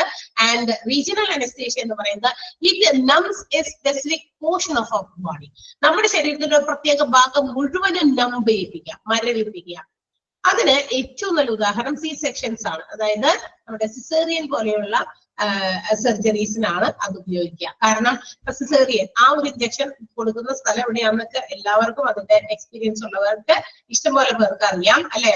നമ്മുടെ സ്പൈനലിന്റെ അവിടെയാണ് അതിന്റെ ഇഞ്ചക്ഷൻ കൊടുക്കുന്നത്. വളച്ചു നിർത്തിയിട്ടോ എന്നൊക്കെയാണ്. And I have no experience, അതുകൊണ്ടാണ് ഞാൻ പറഞ്ഞത് വളച്ചു നിർത്തിയിട്ടാന്ന് പറഞ്ഞത്, അല്ലെ? കുതിച്ചിങ്ങനെ നിർത്തിയിട്ടാണ് ഇഞ്ചക്ഷൻസ് പ്രൊവൈഡ് ചെയ്യുന്നത്. അതിനുശേഷം ആളുടെ ആ ശരീരത്തിന്റെ ഒരു പ്രത്യേക ഭാഗം മുകളിലേക്ക് നമുക്ക് എല്ലാം കോൺഷ്യസ് ആണ്, നമുക്ക് എല്ലാം നടക്കുന്നതൊക്കെ അറിയുന്നുണ്ട്. പക്ഷെ നമുക്ക് എന്ത് ചെയ്യുന്നില്ല, പെയിൻ ഫീൽ ചെയ്യുന്നില്ല. ബിക്കോസ് ആ ഒരു പാർട്ട് മുഴുവൻ വയറിന്റെ അവിടെയൊക്കെയാണ് കീറുന്നത്, അല്ലെ? സിസേറിയൻ നടത്തുമ്പോൾ വയറിനകത്ത് ഓപ്പറേഷൻ ചെയ്യുന്നു. അവിടെ നിന്ന് അപ്പോ ആ വേദനകളും നമ്മൾ അറിയുന്നില്ല, പക്ഷെ അവിടെ എന്തൊക്കെയോ നടക്കുന്നുണ്ട്, നമ്മൾ കോൺഷ്യസ് ആണ്. ഓക്കെ, അപ്പോ അങ്ങനെയുള്ള കാര്യങ്ങളാണ് നമ്മളുടെ സിസേറിയൻ പോലെയുള്ള ഇതിന് വേണ്ടിയിട്ടാണ് റീജിയണൽ അനസ്തേഷ്യ പ്രൊവൈഡ് ചെയ്യുന്നത്. And also during the surgeries, അല്ലെങ്കിൽ ഈ സർജറി ഒക്കെ ചെയ്യുന്ന സമയത്ത് അനസ്തേഷ്യോളജിസ്റ്റ് ഈ ഒരു അനസ്തേഷ്യ പ്രൊവൈഡ് ചെയ്ത് കഴിയുമ്പോഴും പ്രൊവൈഡ് ചെയ്യുന്നതിന് മുമ്പൊക്കെ ആ പേഷ്യന്റിന്റെ BP, blood pressure, heart rhythm, അതുപോലെ ടെമ്പറേച്ചർ ലെവല്, പിന്നെ ലെവൽ ഓഫ് കോൺഷ്യസ്നെസ്, എത്രത്തോളം ബോധമുണ്ട് എന്നുള്ള കാര്യം, പിന്നെ ഓക്സിജൻ ലെവൽ ഇൻ ബ്ലഡിലുള്ള ഓക്സിജന്റെ അളവ്, ഇതൊക്കെ മോണിറ്റർ ചെയ്തുകൊണ്ടിരിക്കണം. എന്ന് വെച്ചാൽ അതൊക്കെ നോക്കണം, ചെക്ക് ചെയ്യണമെന്ന് പേഷ്യന്റ്. അതായത് വെദർ ആ പേഷ്യന്റ് ഈ പറയുന്ന അനസ്തേഷ്യ കൊടുക്കാൻ പ്രിപ്പയർഡ് ആണോ, ആ പേഷ്യന്റ് അത് കൊടുക്കാൻ പറ്റുമോ, ആളുടെ ബോഡി കണ്ടീഷൻസ് അതൊക്കെ അതിനൊക്കെ ഓക്കെ ആണോ എന്ന് നോക്കണം, അല്ലെ? അതൊക്കെ നോക്കാണ്ട് വേഗം ചെന്നിട്ട് അനസ്തേഷ്യ ഉണ്ട് വേഗം അവിടെ കൊടുത്തു, അങ്ങനെയല്ല. ആദ്യം തന്നെ നമുക്കൊന്ന് ചെക്ക് ചെയ്യണം. അതിനുശേഷവും അത് ചെക്ക് ചെയ്ത് കാര്യങ്ങളൊക്കെ മനസ്സിലാക്കി വെക്കണം. അനസ്തേഷ്യോളജിസ്റ്റ് അത് റെക്കോർഡ് ചെയ്ത് വെക്കണം എന്നുള്ളത് ഇമ്പോർട്ടന്റ് ആണ്. അപ്പൊ റീജിയണൽ അനസ്തേഷ്യ കൈകാര്യം ചെയ്യുമ്പോൾ ഇച്ചിരി എന്താ പറയാ സീരിയസ് ആയിട്ടുള്ള കാര്യമായതുകൊണ്ടും ചിലപ്പോഴൊക്കെ ഇതൊക്കെ ചെക്ക് ചെയ്യാതെയോ അല്ലെങ്കിൽ മറ്റു കാര്യങ്ങളൊന്നും നേരത്തെ കൂട്ടി നോക്കാതെയൊക്കെ വരുന്നതിന്റെ ഫലമായിട്ട് പലയിടത്തും പല ഫോൾട്ടുകൾ സംഭവിക്കുന്നതും ഒക്കെ ഉണ്ട്. അപ്പൊ അങ്ങനെ വരുമ്പോ അതൊക്കെ ബുദ്ധിമുട്ടാകും. അത് പിന്നീട് അതൊക്കെ നോക്കാതെയൊക്കെ ചെയ്യുന്നതിന്റെ ഫലമാണത്. അനസ്തേഷ്യോളജിസ്റ്റ് ഇത്തരം കാര്യങ്ങളൊക്കെ നേരത്തെ തന്നെ മോണിറ്റർ ചെയ്തതിന് ശേഷം മാത്രമാണ് anaesthesia should be provided to the പേഷ്യൻസിന് അത് കൊടുക്കാൻ പാടുള്ളൂ. റീജിയണൽ അനസ്തേഷ്യ എന്ന് പറയുന്നത് it numbs a specific portion of our body. നമ്മുടെ ശരീരത്തിന്റെ ഒരു പ്രത്യേക ഭാഗത്തെ മുഴുവൻ മരവിപ്പിക്കുന്ന രീതിയിലുള്ള അനസ്തേഷ്യയാണ് റീജിയണൽ അനസ്തേഷ്യ എന്ന് പറയുന്നത്. അതിന് ഏറ്റവും നല്ല ഉദാഹരണം സിസേറിയൻ ആണ്. ആരും ബ്രേക്ക് ആയി പോയി, അതുകൊണ്ട് കേട്ടില്ല എന്ന് പറയുന്നതുകൊണ്ട് റിപ്പീറ്റ് ചെയ്യുന്നതാണ്. അപ്പോ എന്ത് ചെയ്യുന്നു, ഒരു ശരീരത്തിന്റെ ഒരു ഭാഗം മുഴുവൻ ഇങ്ങനെ മരവിപ്പിക്കും. അതിന്റെ ഏറ്റവും നല്ല ഉദാഹരണം സിസേറിയൻ ആണ്. സിസേറിയൻ സെക്ഷൻസിൽ നമുക്ക് ഇഞ്ചക്ഷൻ തന്നു കഴിയുമ്പോൾ ആ ഒരു പർട്ടിക്കുലർ ഭാഗം ഈ പറയുന്ന റീജിയണൽ അനസ്തേഷ്യ കൊടുത്തു കഴിയുമ്പോൾ സ്പൈനലിലാണ് അതിന്റെ ഇഞ്ചക്ഷൻ ആയിട്ടാണ് കൊടുക്കുന്നത്. അത് ഇഞ്ചക്ട് ചെയ്ത് കഴിയുമ്പോൾ കുറച്ചു നേരം കഴിയുമ്പോൾ ശരീരത്തിന്റെ ആ ഒരു പർട്ടിക്കുലർ ഭാഗം, വയറിന്റെ താഴെയുള്ള ഭാഗം മുഴുവനും, വയറ് തുടങ്ങി അങ്ങോട്ടുള്ള താഴെയുള്ള ഭാഗം മുഴുവൻ എന്ത് ചെയ്യും, മരവിക്കും. അതുകൊണ്ടാണ് അതൊക്കെ നടത്തുന്ന സമയത്ത് നമുക്ക് കാണാനൊക്കെ പറ്റും അവിടെ എന്തൊക്കെയോ നടക്കുന്നുണ്ട്. ഒരു മറയിടുമല്ലോ, അല്ലെ? അങ്ങനെ ഇടും. എന്തായാലും ഒരു ക്ലോത്ത് ഇങ്ങനെ വലിച്ചൊരു സ്ക്രീൻ പോലെ നമ്മുടെ ഫേസിന് മുമ്പിൽ ഇടും. കാരണം അതൊക്കെ കാണാതിരിക്കാൻ വേണ്ടി. പക്ഷെ അവിടെ എന്തൊക്കെയോ നടക്കുന്നുണ്ടെന്ന് നമുക്ക് ഫീൽ ചെയ്യും എന്നാണ് എക്സ്പീരിയൻസ് ആയിട്ടുള്ള ആളുകൾ നമുക്ക് മനസ്സിലാക്കാൻ സാധിക്കുക. എല്ലാവരും ഷെയർ ചെയ്യുമ്പോൾ എല്ലാവർക്കും സിസേറിയൻ വേണമെന്നില്ലല്ലോ. സാധാരണയുള്ള ചില ആളുകൾക്ക് നോർമൽ ആയിട്ടുള്ള എന്താ പറയാ ഡെലിവറിയും നടക്കുന്നുണ്ട്. അപ്പൊ അതില്ലാത്തവര് ഇങ്ങനെ അറിഞ്ഞ് നമ്മൾ കേൾക്കുന്നുണ്ട്. അപ്പൊ ഒരു സ്ക്രീൻ അവരുടെ ഫ്രണ്ടിൽ ഇടും. പക്ഷെ സംതിങ് ഈസ് ഗോയിങ് ഓൺ, അത് അവർക്ക് ഫീൽ ചെയ്യും. പക്ഷെ വേദന മാത്രം എന്ത് ചെയ്യുന്നില്ല, ഫീൽ ചെയ്യുന്നില്ല എന്നുള്ളതാണ്. ഓക്കെ, അപ്പൊ ഇതാണ്. അപ്പൊ ആ പറയുന്ന അനസ്തേഷ്യ പ്രൊവൈഡ് ചെയ്യുന്നതിന് മുമ്പും പിമ്പും ഒക്കെ അനസ്തേഷ്യോളജിസ്റ്റ് ഹാവ് ടു മോണിറ്റർ. എന്തൊക്കെ ചെക്ക് ചെയ്യണം? പേഷ്യൻസിന്റെ BP, ബ്ലഡ് പ്രഷർ ലെവൽ നോക്കണം, ഹാർട്ട് ബീറ്റ് എങ്ങനെയാണെന്ന് നോക്കണം, ടെമ്പറേച്ചർ ലെവൽ നോക്കണം, ലെവൽ ഓഫ് കോൺഷ്യസ്നെസ് നോക്കണം, അല്ലെ? അതായത് ബോധാവസ്ഥ എത്രത്തോളം ഉണ്ട്, അബോധാവസ്ഥയിലേക്ക് ആയോ എന്നുള്ളതൊക്കെ ചെക്ക് ചെയ്യണം. അബോധാവസ്ഥയിലാവാതെ അല്ലെങ്കിൽ അത് തൊട്ടൊക്കെ നോക്കണം, ഇന്ന സ്ഥലത്ത് പെയിൻ ഫീൽ ചെയ്യുന്നുണ്ടോ എന്നൊക്കെ. അല്ലാണ്ട് ഓടിച്ചെന്ന് ചിലപ്പോ ചില ആളുകൾക്ക് കുറച്ച് അധികം സമയം എടുക്കും മരവിക്കാനായിട്ട്, ചിലർക്ക് പെട്ടെന്ന് മരവിക്കും, അങ്ങനെയൊക്കെ ഉണ്ട്. അപ്പൊ അതൊക്കെ നോക്കണം, ചെക്ക് ചെയ്ത് നോക്കണം. അല്ലാണ്ട് ഓടിച്ചെന്ന് അനസ്തേഷ്യ പ്രൊവൈഡ് ചെയ്തിട്ടുണ്ട്, ഇത്ര സമയം കഴിഞ്ഞു, നമുക്ക് വേഗം തന്നെ സിസേറിയൻ ചെയ്യാമെന്ന് പറഞ്ഞിട്ടല്ല. അതൊക്കെ ചെക്ക് ചെയ്ത് നോക്കണം, എത്രത്തോളം വേദന ഇല്ലാതായിട്ടുണ്ട് ആൾക്ക് എന്നൊക്കെ നോക്കണം. ഓക്സിജൻ ലെവൽ നോക്കണം, ബ്ലഡിലെ, ഇതെല്ലാം ചെക്ക് ചെയ്യണം എന്നാണ് പറയുന്നത്. ക്ലിയർ ആയല്ലോ? അടുത്ത പറഞ്ഞോട്ടെ, കട്ടായി പോയ ആൾക്ക് മനസ്സിലായോ? Yes. And the next department, അടുത്ത ഡിപ്പാർട്ട്മെന്റ് ആണ് ക്രിട്ടിക്കൽ കെയർ യൂണിറ്റ് അല്ലെങ്കിൽ ICU, intensive care unit. Critical care unit എന്നും അതിന് പേരുണ്ട്, CCU. Intensive care unit ICU എന്നൊക്കെ ഇതിന് പേരുണ്ട് കേട്ടോ. അപ്പൊ ക്രിട്ടിക്കൽ കെയർ യൂണിറ്റ് എങ്ങനെയുള്ളതാ? For patients with acute life threatening illness, നമ്മുടെ വളരെ സീരിയസ് ആയിട്ടുള്ള രോഗങ്ങളുമായിട്ട് വരുന്ന രോഗികളെ പ്രവേശിപ്പിക്കുന്ന സ്ഥലമാണ് ക്രിട്ടിക്കൽ കെയർ യൂണിറ്റ്. ഇപ്പൊ ചിലപ്പോ കാഷ്വാലിറ്റി എന്നൊക്കെ ആയിരിക്കാം ചില പേഷ്യൻസിനെ ക്രിട്ടിക്കൽ കെയർ യൂണിറ്റിൽ അതീവ എന്താ പറയാ ജീവൻ മരണ പോരാട്ടത്തിൽ വരുന്ന ആൾക്കാരുണ്ടാവുമല്ലോ. ലൈഫ് ത്രെട്ടനിങ് ഇൽനെസ്സുമായിട്ട് എന്ന് പറഞ്ഞാൽ ജീവിതത്തിലേക്ക് തിരിച്ചു വരുമോ എന്നുള്ളതിന് 1% എങ്കിലും മാത്രം ഒക്കെ എന്താ പറയാ ഒരു ഹോപ്പ് ഉള്ള ആൾക്കാരെയൊക്കെ കൊണ്ടുവരും. അങ്ങനെയുള്ളവർക്കൊക്കെ എമർജൻസി ട്രീറ്റ്മെന്റ് ഒക്കെ കാഷ്വാലിറ്റിയിലൊക്കെ കൊടുത്തിട്ട് പിന്നെ ചിലപ്പോൾ CCU അതായത് critical care unit, otherwise intensive care unit എന്നൊക്കെ പേരിട്ട് അവിടേക്കായിരിക്കും കൊണ്ടുവരിക. അപ്പൊ ഇന്റൻസീവ് കെയർ യൂണിറ്റ് എന്നുള്ളതും ഇന്റൻസീവ് ട്രീറ്റ്മെന്റ് യൂണിറ്റ് എന്നും ഇതിന് പേരുണ്ട് കേട്ടോ. Intensive care unit, intensive treatment unit, critical care unit. നമ്മൾ നേരത്തെ കാഷ്വാലിറ്റിയുടെ പറഞ്ഞ പോലെ ഇതിനും ഉണ്ട് 3 പേരുകൾ സെപ്പറേറ്റ്. ഓക്കെ, ആൻഡ് ഈ patients will be transferred to ICU after the initial emergency treatment is provided. തുടക്കത്തില് ഈ എമർജൻസി ട്രീറ്റ്മെന്റ് ഒക്കെ നമ്മുടെ എമർജൻസി റൂമിൽ നിന്ന് കൊടുത്തതിന് ശേഷം അല്ലെങ്കിൽ ഓപ്പറേഷൻ തിയേറ്ററിൽ നിന്ന് അല്ലെങ്കിൽ റിക്കവറി റൂമിൽ നിന്ന് ഇവിടെ നിന്നൊക്കെ ആയിരിക്കും പേഷ്യൻസിനെ ICUലേക്ക് കൊണ്ടുവരിക. അല്ലാതെ നേരിട്ട് ഓടി ഞങ്ങളുടെ ICUലേക്ക് ആരെയും കൊണ്ടുപോകുന്നില്ല. ഫസ്റ്റ് അവരെ ആദ്യം ട്രീറ്റ് ചെയ്യുന്നത് ഒന്നില്ലെങ്കിൽ കാഷ്വാലിറ്റിയിലായിരിക്കാം, എമർജൻസി റൂമിലായിരിക്കാം, അല്ലെങ്കിൽ എന്താ പറയാ റിക്കവറി റൂം, അല്ലെങ്കിൽ ഓപ്പറേഷൻ തിയേറ്റർ. ഇവിടെ നിന്നൊക്കെ ആയിരിക്കാം എന്ത് ചെയ്യുന്നത്, ഹോസ്പിറ്റലിലേക്ക് ICUലേക്ക് പേഷ്യൻസിനെ ഷിഫ്റ്റ് ചെയ്യുന്നത് എന്നാണ് പറഞ്ഞിരിക്കുന്നത്. And some patients have to be isolated. ചില ആൾക്കാർക്ക് ഐസൊലേറ്റഡ് ഇന്റൻസീവ് കെയർ യൂണിറ്റുകളും കൊടുക്കുന്നുണ്ട്. ഐസൊലേറ്റഡ് എന്താ, ഒറ്റപ്പെട്ടത്, ഒറ്റയ്ക്ക് ആ ഒരു പേഷ്യന്റിന് മാത്രം കൂടുതൽ കെയർ കൊടുക്കുക. അപ്പൊ ചിലപ്പോ മറ്റുള്ള രോഗികളൊക്കെ ആയിട്ട് മിങ്കിളാകാതിരിക്കാനൊക്കെ വേണ്ടിയിട്ട് ചിലവർക്ക് അങ്ങനെയും പ്രൊവൈഡ് ചെയ്യുന്നുണ്ട്. അതുകൊണ്ടാണ് ഐസൊലേറ്റഡ് റൂംസ് ഇൻഡിവിജ്വൽ അറ്റൻഷൻ കിട്ടാൻ വേണ്ടിയിട്ട്, ഇൻഡിവിജ്വൽ മെഡിക്കൽ കെയർ പ്രൊവൈഡ് ചെയ്യാൻ വേണ്ടിയിട്ടാണ് അങ്ങനെ ഐസൊലേറ്റഡ് ആയിട്ടുള്ള ഒരു ഇന്റൻസീവ് കെയർ യൂണിറ്റ് അല്ലെങ്കിൽ ഐസൊലേറ്റഡ് മെഡിക്കൽ കെയറോ ചില പേഷ്യൻസിന് പ്രൊവൈഡ് ചെയ്യുന്നത്. And we all know that ICU have only very few number of beds. അല്ലെ, കുറെ ബെഡുകൾ ഉണ്ടാവും. വാർഡിലും ഒക്കെ ഉള്ളതുപോലെ ICUയിൽ ഒരുപാട് ബെഡുകൾ ഉണ്ടോ? ഇല്ല, വളരെ കുറച്ച് ബെഡുകളുടെ എണ്ണം, വളരെ ലിമിറ്റഡ് നമ്പർ ഓഫ് ബെഡ്സ് ഒരു ICUയിൽ ഉണ്ടായിരിക്കുള്ളൂ. And usually this ICU will be handled by the doctors, nurses, ഡോക്ടർമാരുണ്ടായിരിക്കണം അവിടെ എപ്പോഴും അറ്റൻഡ് ചെയ്യാൻ പറ്റുന്ന doctors, nurses and also consultant anaesthetics. അതായത് പെട്ടെന്ന് ചിലപ്പോൾ രോഗിക്ക് എന്തെങ്കിലും ട്രീറ്റ്മെന്റ് സർജറി ഒക്കെ കൊടുക്കണമെങ്കിൽ പെട്ടെന്ന് അവർക്ക് അനസ്തേഷ്യ പ്രൊവൈഡ് ചെയ്യേണ്ടി വരും. അപ്പൊ അതിന് വേണ്ടിയിട്ട് അനസ്തെറ്റിക്സ് ഉണ്ടായിരിക്കണം, ഫിസിയോതെറാപ്പിസ്റ്റുകൾ, ഡയറ്റീഷ്യൻസ്. എന്തൊക്കെ തരത്തിലുള്ള ഫുഡാണ് ഇന്ന രോഗിക്ക്. നമ്മൾ പുറത്ത് നിൽക്കുമ്പോൾ പറയില്ലേ, ICUയിൽ കിടക്കുന്ന പേഷ്യൻസിന് നമുക്ക് അകത്ത് കയറി അവരെ ശുശ്രൂഷിക്കാൻ നമുക്ക് ഡയറക്ട്ലി പറ്റില്ല. അപ്പൊ നമ്മൾ പുറത്ത് ഇങ്ങനെ വെയിറ്റ് ചെയ്തിരിക്കും അത്തരം ICUയിലുള്ള പേഷ്യൻസിന് വേണ്ടിയിട്ട്. ഇല്ലേ, അങ്ങനെ ചെയ്യാറില്ലേ നമ്മള്? അപ്പൊ നമ്മൾ പുറത്തായിരിക്കും ഇരിക്കുക. അപ്പൊ അവരിടയ്ക്ക് വന്നിട്ട് പറയുന്നത് പേഷ്യന്റിന് ലിക്വിഡ് ഫോമിലുള്ള ഇന്ന ഫുഡ് കൊണ്ടുവന്ന് കൊടുക്ക്, അല്ലെ, ഇന്ന സാധനം മിക്സിൽ അടിച്ചു കൊണ്ടുവരാ എന്നൊക്കെ പറയും. എന്നിട്ട് നമ്മൾ കൊണ്ടുവന്നിട്ട് എവിടെ കൊടുക്കും? ICUവിന്റെ ഡോറിന്റെ കുഞ്ഞു സാധനം നമുക്ക് തുറന്നുണ്ടാവും, അതിലൂടെ നമ്മൾ അങ്ങോട്ടേക്ക് ഹാൻഡ് ഓവർ ചെയ്യും. അവരാണ് അത് പ്രൊവൈഡ് ചെയ്യുന്നത്. നമ്മളാണോ പോയി ഇരുന്ന് കൊടുക്കുന്നത് അവർക്ക് ഫുഡൊക്കെ? അല്ല. അപ്പൊ അങ്ങനെയുള്ള സാധനങ്ങൾ എന്താണോ പ്രൊവൈഡ് ചെയ്യേണ്ടതെന്ന് ഡയറ്റീഷ്യനാണ് ഇൻസ്ട്രക്ട് ചെയ്യുന്നത് അല്ലെങ്കിൽ സജസ്റ്റ് ചെയ്യുന്നത്. അപ്പൊ അതുകൊണ്ട് ഒരു ഡയറ്റീഷ്യനും ഒക്കെ ഉണ്ടായിരിക്കും ICUവിനകത്ത്. അപ്പൊ ICU will be handled by doctors, nurses, anesthetics, physiotherapists and also dietician. ഇത് അവരെല്ലാവരും കൂടി എപ്പോഴും അതിനകത്ത് വളരെ അലർട്ട് ആയിട്ടിരിക്കണം. കാരണം അതിനകത്തുള്ള പേഷ്യൻസിന് ഇമ്മീഡിയറ്റ് മെഡിക്കൽ അറ്റൻഷൻ വേണ്ടവരാണ്. അതുകൊണ്ട് എപ്പോ അവരുടെ എന്താ പറയാ ഹെൽത്ത് സിറ്റുവേഷൻ ഡൗൺ ആകാമെന്ന് പറയാൻ പറ്റില്ല. അതുകൊണ്ട് എപ്പോഴും അവരവിടെ ഉണ്ടായിരിക്കണം. അതിന്റെ ചുറ്റുവട്ടത്തൊക്കെ ഉണ്ടായിരിക്കണം. ദൂരെയൊക്കെ പോയി കിടന്ന് ICUല് വേണ്ട ഡോക്ടർ അവിടെ ഇല്ല. ഏതെങ്കിലും ഒരു രോഗിക്ക് പെട്ടെന്ന് എന്തെങ്കിലും സീരിയസ് ആയ ഒരു മിനിറ്റുകൾക്കുള്ളിൽ ആൾക്ക് എന്തെങ്കിലും തന്നെ സംഭവിച്ചു പോയാൽ ആളുകൾ സമ്മതിക്കില്ല അല്ലെ, പുറത്തു നിൽക്കുന്നവര്.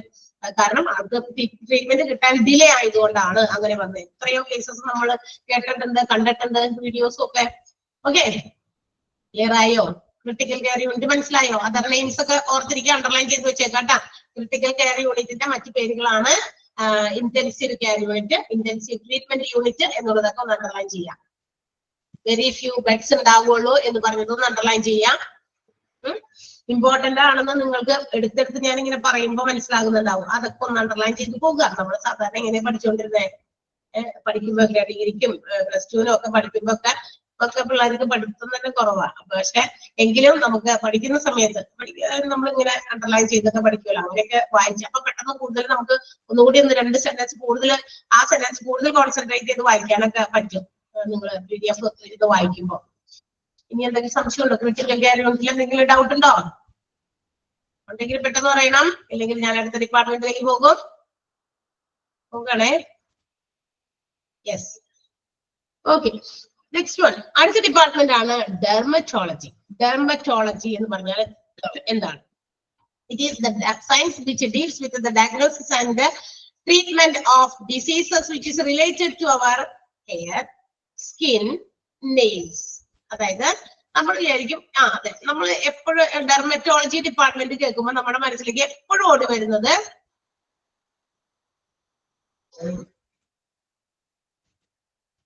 എന്താണ്? ചോദിച്ചല്ലോ.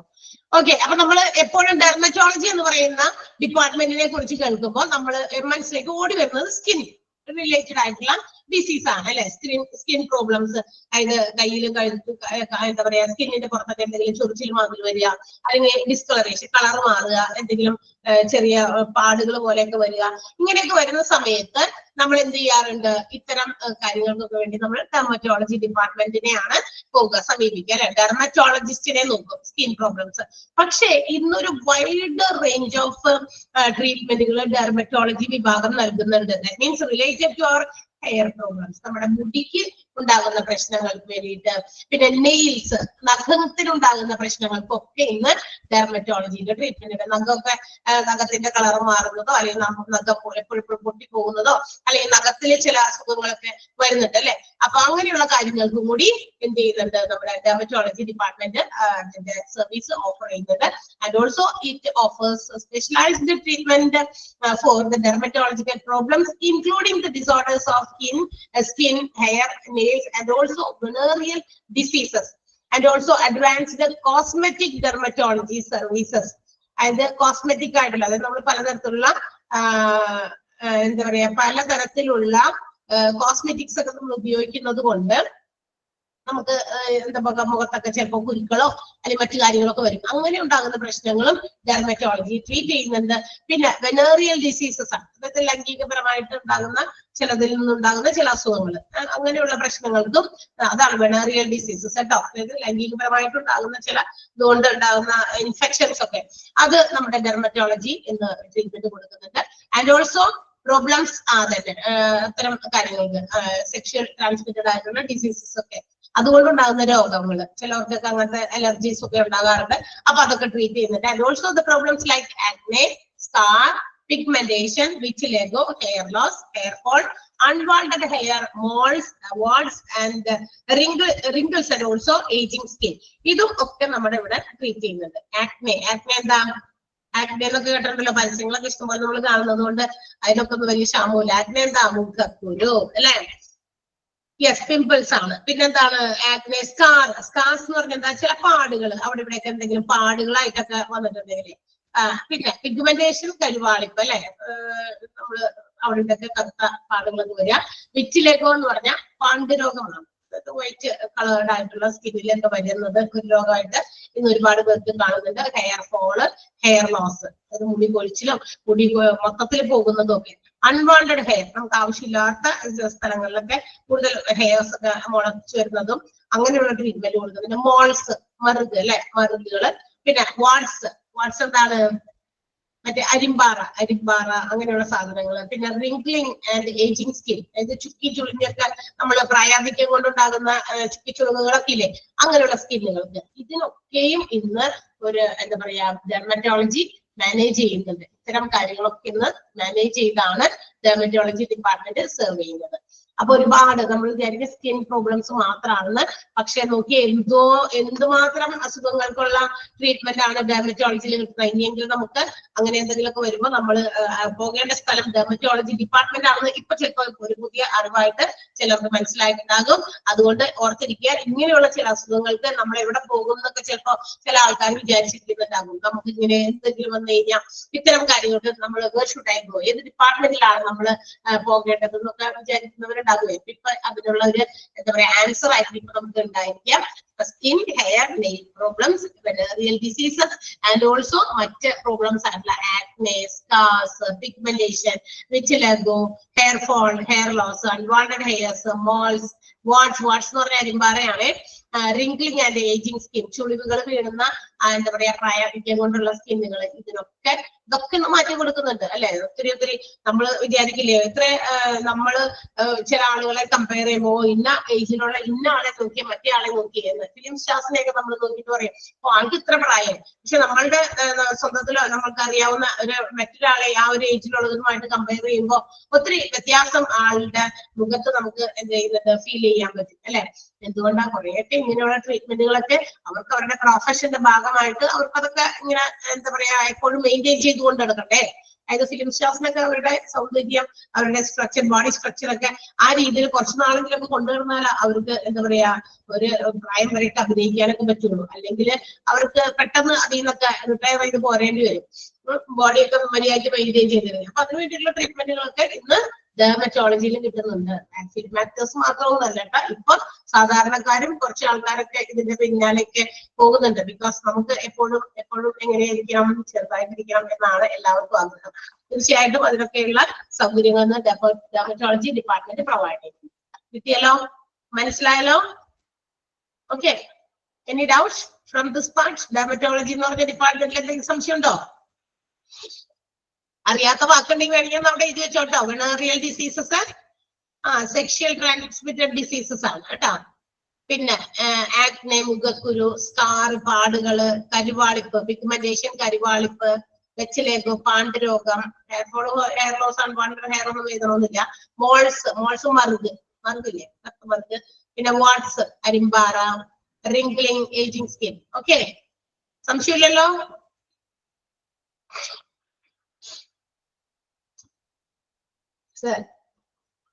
Moving to the next department.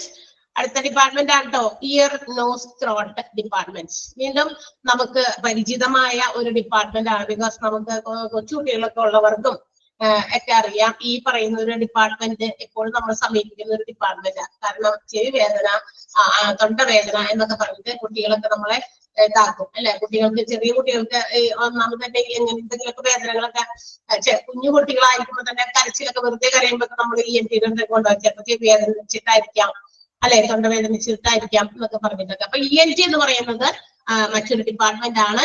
It is connected with the ailment of ear, nose and throat. നമ്മുടെ തൊണ്ട, അതുപോലെ തന്നെ മൂക്ക്, അതുപോലെ ചെവി ആയിട്ട് ബന്ധപ്പെട്ടുള്ള കാര്യങ്ങൾക്ക് ട്രീറ്റ്മെന്റ്, എയിൽമെന്റ് എന്ന് പറഞ്ഞ ട്രീറ്റ്മെന്റ് കൊടുക്കുക എന്നുള്ളതാണ് ENT ഡിപ്പാർട്ട്മെന്റിന്റെ പ്രത്യേകത. ഈ പറയുന്നതിനകത്ത് those who are trained, ഈ ഒരു ഡിപ്പാർട്ട്മെന്റ് കൈകാര്യം ചെയ്യുന്നത് ENT സ്പെഷ്യലിസ്റ്റുകളാണ്. those who are trained in the treatment of ear. ഇയേഴ്സിന്റെ, നോസിന്റെ, ത്രോട്ടിന്റെ ഒക്കെ ട്രീറ്റ്മെന്റ്, അതിന്റെ സ്ട്രക്ചേഴ്സിൽ ഉണ്ടാകുന്ന മാറ്റങ്ങൾക്ക്. ഇപ്പൊ നമ്മളുടെ എന്താ പറയാ കഴുത്തൊക്കെ ചില കുട്ടികളൊക്കെ ജനിക്കുമ്പോഴേ ചിലപ്പോ ഒരു ചെരിവ്, മൂക്കിനൊക്കെ ചെരിവ് വരിക, നോസ്, ത്രോട്ട്, അതുപോലെ തന്നെ ഹെഡിനൊക്കെ ഉണ്ടാകുന്ന സ്ട്രക്ചറിൽ ഉണ്ടാകുന്ന മാറ്റം, തലയുടെ ആ ഒരു ഘടനയിൽ എന്തെങ്കിലും മാറ്റം, സ്വാഭാവികമായിട്ടുള്ളതിൽ നിന്നും ചില വ്യത്യാസങ്ങളോടുകൂടി ചില കുട്ടികൾക്ക് ജനിക്കുമ്പോഴൊക്കെ ഉണ്ടാകാറുണ്ട്. അപ്പൊ അത്തരം സ്ട്രക്ചറൽ ചേഞ്ചസ് ഒക്കെ, അത്തരം ഡിഫക്റ്റുകളൊക്കെ മാറ്റി കൊടുക്കുന്ന സ്പെഷ്യലൈസ്ഡ് ആയിട്ടുള്ള ഡോക്ടേഴ്സ് ആണ് ENT ഹാൻഡിൽ ചെയ്യുന്നത്. ENT. ഇതിനു വേണ്ടിയിട്ട് എന്താ പറയാ സ്പെഷ്യലിസ്റ്റ് ആയിട്ടുള്ള ENT സർജൻ തന്നെയുണ്ട്. അതായത് ഇത്തരം സ്ട്രക്ചേഴ്സിലൊക്കെ എന്തെങ്കിലും മാറ്റം ഉണ്ടെങ്കിൽ നമുക്കത് സർജറിയിലൂടെയൊക്കെയല്ലേ മാറ്റാൻ പറ്റുള്ളൂ. അതുകൊണ്ട് ENT സർജൻ ആയിരിക്കും അതിനൊക്കെ പ്രത്യേകം എന്താ പറയാ കഴിവുള്ള അല്ലെങ്കിൽ സ്പെഷ്യലൈസ്ഡ് ആയിട്ടുള്ള ആളുകൾ, ഡോക്ടേഴ്സ്. ENT സർജൻ എന്നോ ENT സ്പെഷ്യലിസ്റ്റ് എന്നോ അല്ലെങ്കിൽ ഓട്ടോലറിംഗോളജിസ്റ്റ് എന്നും അവരെ വിളിക്കും. ENT സർജനെ വിളിക്കുന്ന മറ്റൊരു പേരാണ് ഓട്ടോലറിംഗോളജിസ്റ്റ്. ഒന്ന് എഴുതി വെച്ചേക്കാം, കിട്ടുന്നില്ലെങ്കിൽ 1-2-3 പ്രാവശ്യം ഒന്ന് വായിച്ചു നോക്കുക, പ്രൊനൗൺസ് ചെയ്ത് നോക്കുക. ഓട്ടോലറിംഗോളജിസ്റ്റ് എന്നാണ് ആര് ENT സർജനെ വിളിക്കുന്ന മറ്റൊരു പേര്. Okay, and the parts which is covered under this ENT യില് കവർ ചെയ്യുന്ന നമ്മുടെ ശരീരത്തിന്റെ ഭാഗങ്ങളാണ് ഇയർ, നോസ്, അതുപോലെ നേസൽ പാസേജ്. നേസൽ പാസേജ് എന്താ, നമ്മളിങ്ങനെ ശ്വസിക്കുമ്പോ ആ ശ്വാസം ഇങ്ങനെ ഓക്സിജൻ ഇങ്ങനെ അകത്തേക്ക് പോകണ്ടേ, പോകാൻ ഒരു വഴി വേണമല്ലോ, പാസേജ്. അത് തന്നെ nasal passage. Sinuses, larynx, that means our voice box. നമ്മുടെ വോയിസ് ബോക്സ്, തൊണ്ടയിൽ നിന്ന് ഞാനിങ്ങനെ ചുണ്ടനക്കിയാല് സൗണ്ട് വരില്ല അല്ലെ, ചുണ്ടനക്കിയാല് സൗണ്ട് വരില്ല. ആ സൗണ്ട് വരണമെങ്കിൽ സൗണ്ടിന് വേണ്ടിയിട്ട് ഒരു ബോക്സ് ഉണ്ട് നമ്മുടെ ശരീരം, നമ്മുടെ തൊണ്ടയ്ക്ക്, അത് വോയിസ് ബോക്സ്. പിന്നെ ഓറൽ ക്യാവിറ്റി, വായിക്കകത്തുള്ള ഇതൊക്കെയാ. പിന്നെ മൗത്തില് എന്തെങ്കിലും തരത്തിലുള്ള പോടൊക്കെ വരില്ലേ, ഈ വായിക്കകത്ത് പല്ലിനകത്തൊക്കെ പോടുകള്, ത്രോട്ട് ഇൻഫെക്ഷൻസ്, അങ്ങനെയുള്ള കാര്യങ്ങള്. And also the structural changes of our neck and face, മുഖത്തിന്റെയോ കഴുത്തിന്റെയോ ഒക്കെ സ്ട്രക്ചറിൽ ഉണ്ടാകുന്ന മാറ്റങ്ങൾ, ഇതെല്ലാം ഇവിടെ കവർ ചെയ്യുന്നുണ്ട് കേട്ടോ. നമ്മൾ വീണ്ടും മറ്റൊരു പുതിയ അറിവായിരിക്കാം. നമ്മൾ ചെവിവേദന, മൂക്കുവേദന അല്ലെങ്കിൽ തൊണ്ടവേദനയൊക്കെ വരുമ്പോഴൊക്കെ ആയിരിക്കും ചിലപ്പോൾ ENTയിൽ പോവുക. എന്നാൽ ഈ പറയുന്ന ഒരുപാട് ചികിത്സകൾ ENT പ്രൊവൈഡ് ചെയ്യുന്നുണ്ട് എന്നുള്ള കാര്യം കൂടി നമ്മൾ അറിഞ്ഞിരിക്കണം. ഓക്കെ, ഇനിയും എന്തൊക്കെയാണ് varieties of treatments which as provided under ENT. ENTയിൽ എന്തൊക്കെ തരത്തിലുള്ള ട്രീറ്റ്മെന്റുകൾ, ഏതൊക്കെ കാര്യങ്ങൾക്ക് വേണ്ടി ട്രീറ്റ്മെന്റ് ഉണ്ട് എന്നാണ് ഇനി പറയുന്നത്. അടുത്തത് നോക്കാം, ഓരോ പോയിന്റ് ഇത് തന്നിട്ടുണ്ട്. അപ്പൊ ഇനി ഇതിൽ ഏതെങ്കിലും ഒക്കെ നമുക്ക് ഉണ്ടാകുകയാണെങ്കിൽ നമുക്ക് ENTയിൽ പോയാൽ മതി കേട്ടോ.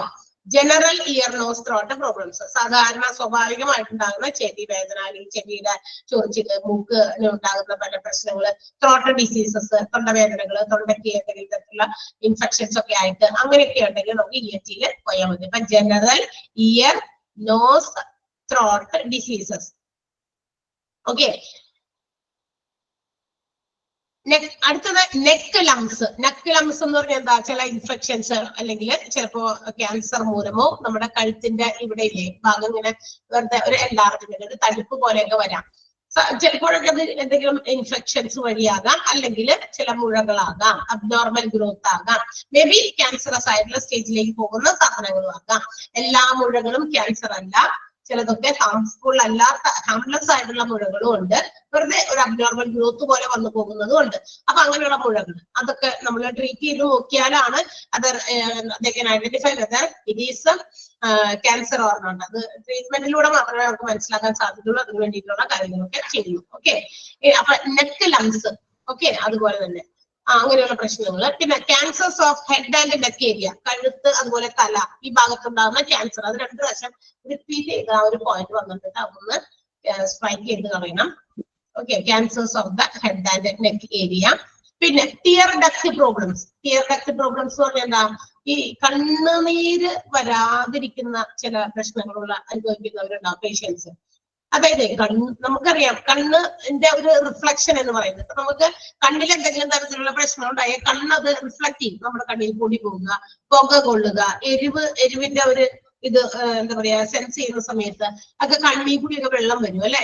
പിന്നെ സങ്കടം വരുമ്പോ കണ്ണിൽ നിന്ന് വെള്ളം വരും, ഉള്ളി എരിയുമ്പോ കണ്ണിൽ നിന്ന് വെള്ളം വരും. ഇത് കണ്ണിന്റെ ഒരു റിയാക്ഷൻ ആണ്. Every action has it's on reaction അല്ലെ. ഒരു ആക്ഷൻ നടക്കുമ്പോൾ അതിനെ റിയാക്ട് ചെയ്യുന്ന ഒരു രീതിയാണ് നമ്മുടെ കണ്ണെന്ന് പറയുന്നത്. ഇന്ന് കണ്ണുനീര് വരും.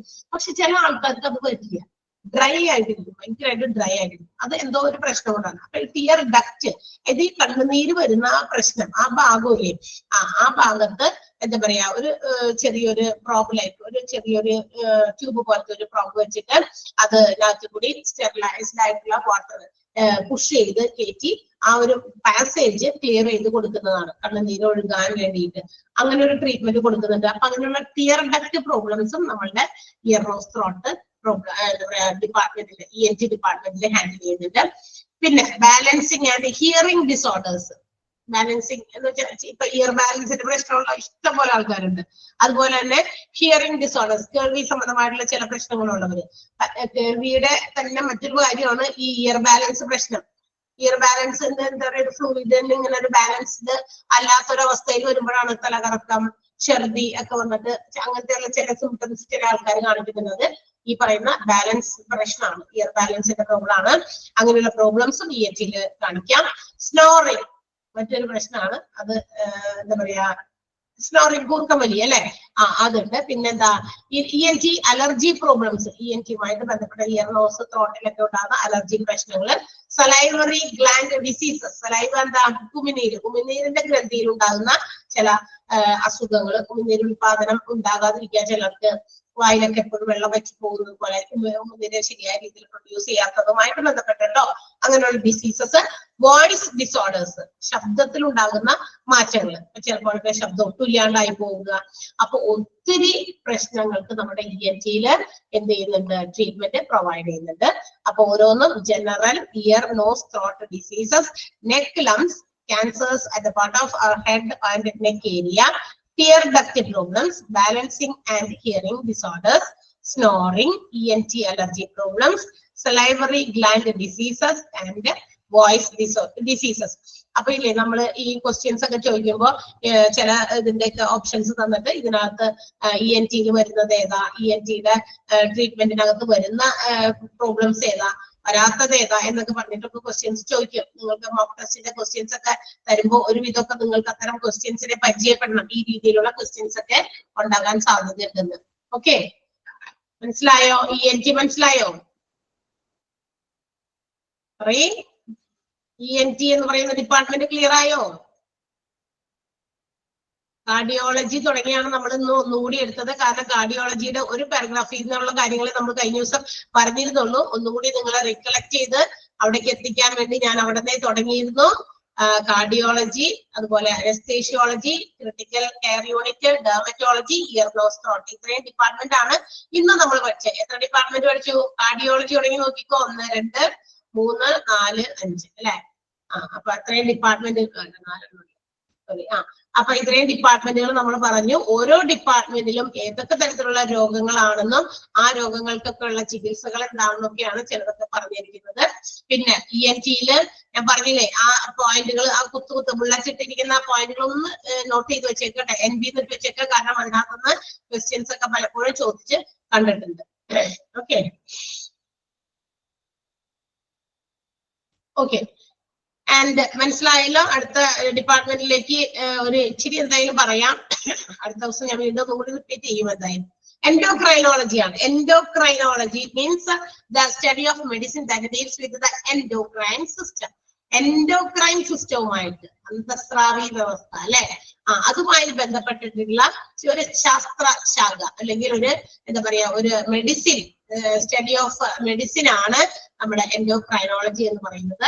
ഈ നമ്മുടെ ബോഡി എൻഡോക്രൈൻ സിസ്റ്റം എന്ന് പറയുമ്പോഴേ, നമ്മുടെ ശരീരത്തിന്റെ എൻഡോക്രൈൻ സിസ്റ്റം എന്ന് പറയുമ്പോൾ അതിനകത്ത് എന്തൊക്കെ വരുന്നുണ്ട് എന്ന് പറഞ്ഞിട്ടുണ്ട്. ആ സാധനത്തിന്റെ പേരൊക്കെ ഒന്ന് പഠിച്ചിട്ട് പോകുക, വായിച്ചു നോക്കിയിട്ടൊക്കെ വരിക. കാരണം നാളത്തെ ദിവസം വരുമ്പോൾ ഞാൻ അത് എന്താണെന്ന് ഓരോന്ന് എക്സ്പ്ലെയിൻ ചെയ്യാം.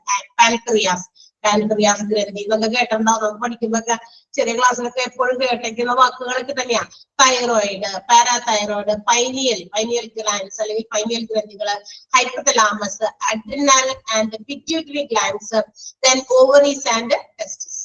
ഇതിലൊക്കെ വരുന്ന ഇതെല്ലാം കൂടി ചേരുന്നതിന് ഒറ്റ പേരാണ് എൻഡോക്രൈൻ സിസ്റ്റം. ഇതിനെല്ലാത്തിനും കൂടി കളക്റ്റീവായിട്ട് നമ്മൾ പറയുന്ന പേരാണ് എന്ത്? Endocrine system. എൻഡോക്രൈൻ സിസ്റ്റത്തിൽ എന്തൊക്കെ ഇൻക്ലൂഡ് ചെയ്യുന്നു എന്ന് ചോദിച്ചു കഴിഞ്ഞാൽ ആ പേരുകളൊക്കെ ഓർക്കണം. Pancreas, thyroid, parathyroid, pineal, hypothalamus, adrenal and pituitary glands, ovaries and testis. All these constitute എന്ത്, ഇതെല്ലാം കൂടി ചേരുമ്പോൾ എന്തായി? എൻഡോക്രൈൻ ബോഡി, എൻഡോക്രൈൻ സിസ്റ്റമായി, നമ്മുടെ ശരീരത്തിന് അന്തസ്രാവി വ്യവസ്ഥയായി.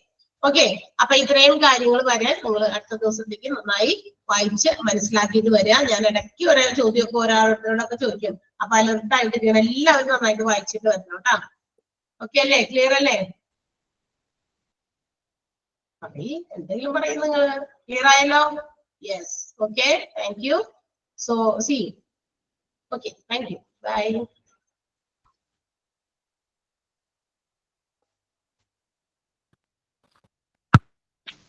നമ്മൾ കംപ്ലീറ്റ് ചെയ്തിട്ടില്ല കേട്ടോ, കുറച്ച് പറഞ്ഞിട്ടുള്ളൂ. മറ്റേ എൻഡോക്രൈൻ സിസ്റ്റത്തിന്റെ മുഴുവനും പറഞ്ഞില്ല. എടുത്ത ആ സെന്റൻസിന്റെ അപ്പുറം വരെ നിങ്ങൾ വായിച്ചു വെക്കാൻ മതി. ഓക്കെ, അതിന്റെ മുന്നോട്ട് പോകണ്ട. Yes, thank you.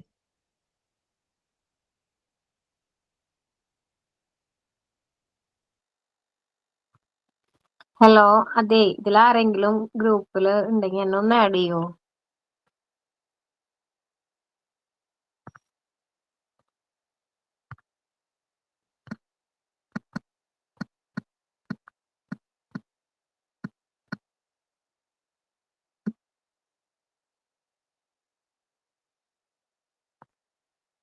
ആരും ഇല്ല ഗ്രൂപ്പില്, ഇതില് സ്റ്റുഡൻസിന്റെ ഗ്രൂപ്പില്? നമ്പർ അയച്ചിട്ടേക്ക്. നമ്പർ അയച്ചിട്ടുണ്ട് കേട്ടോ.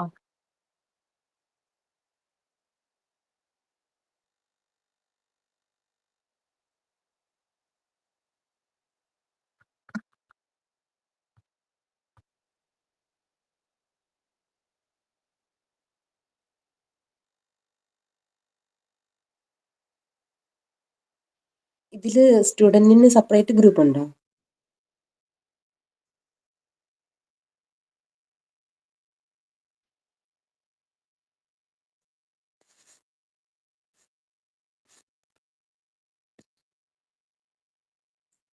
ഹലോ.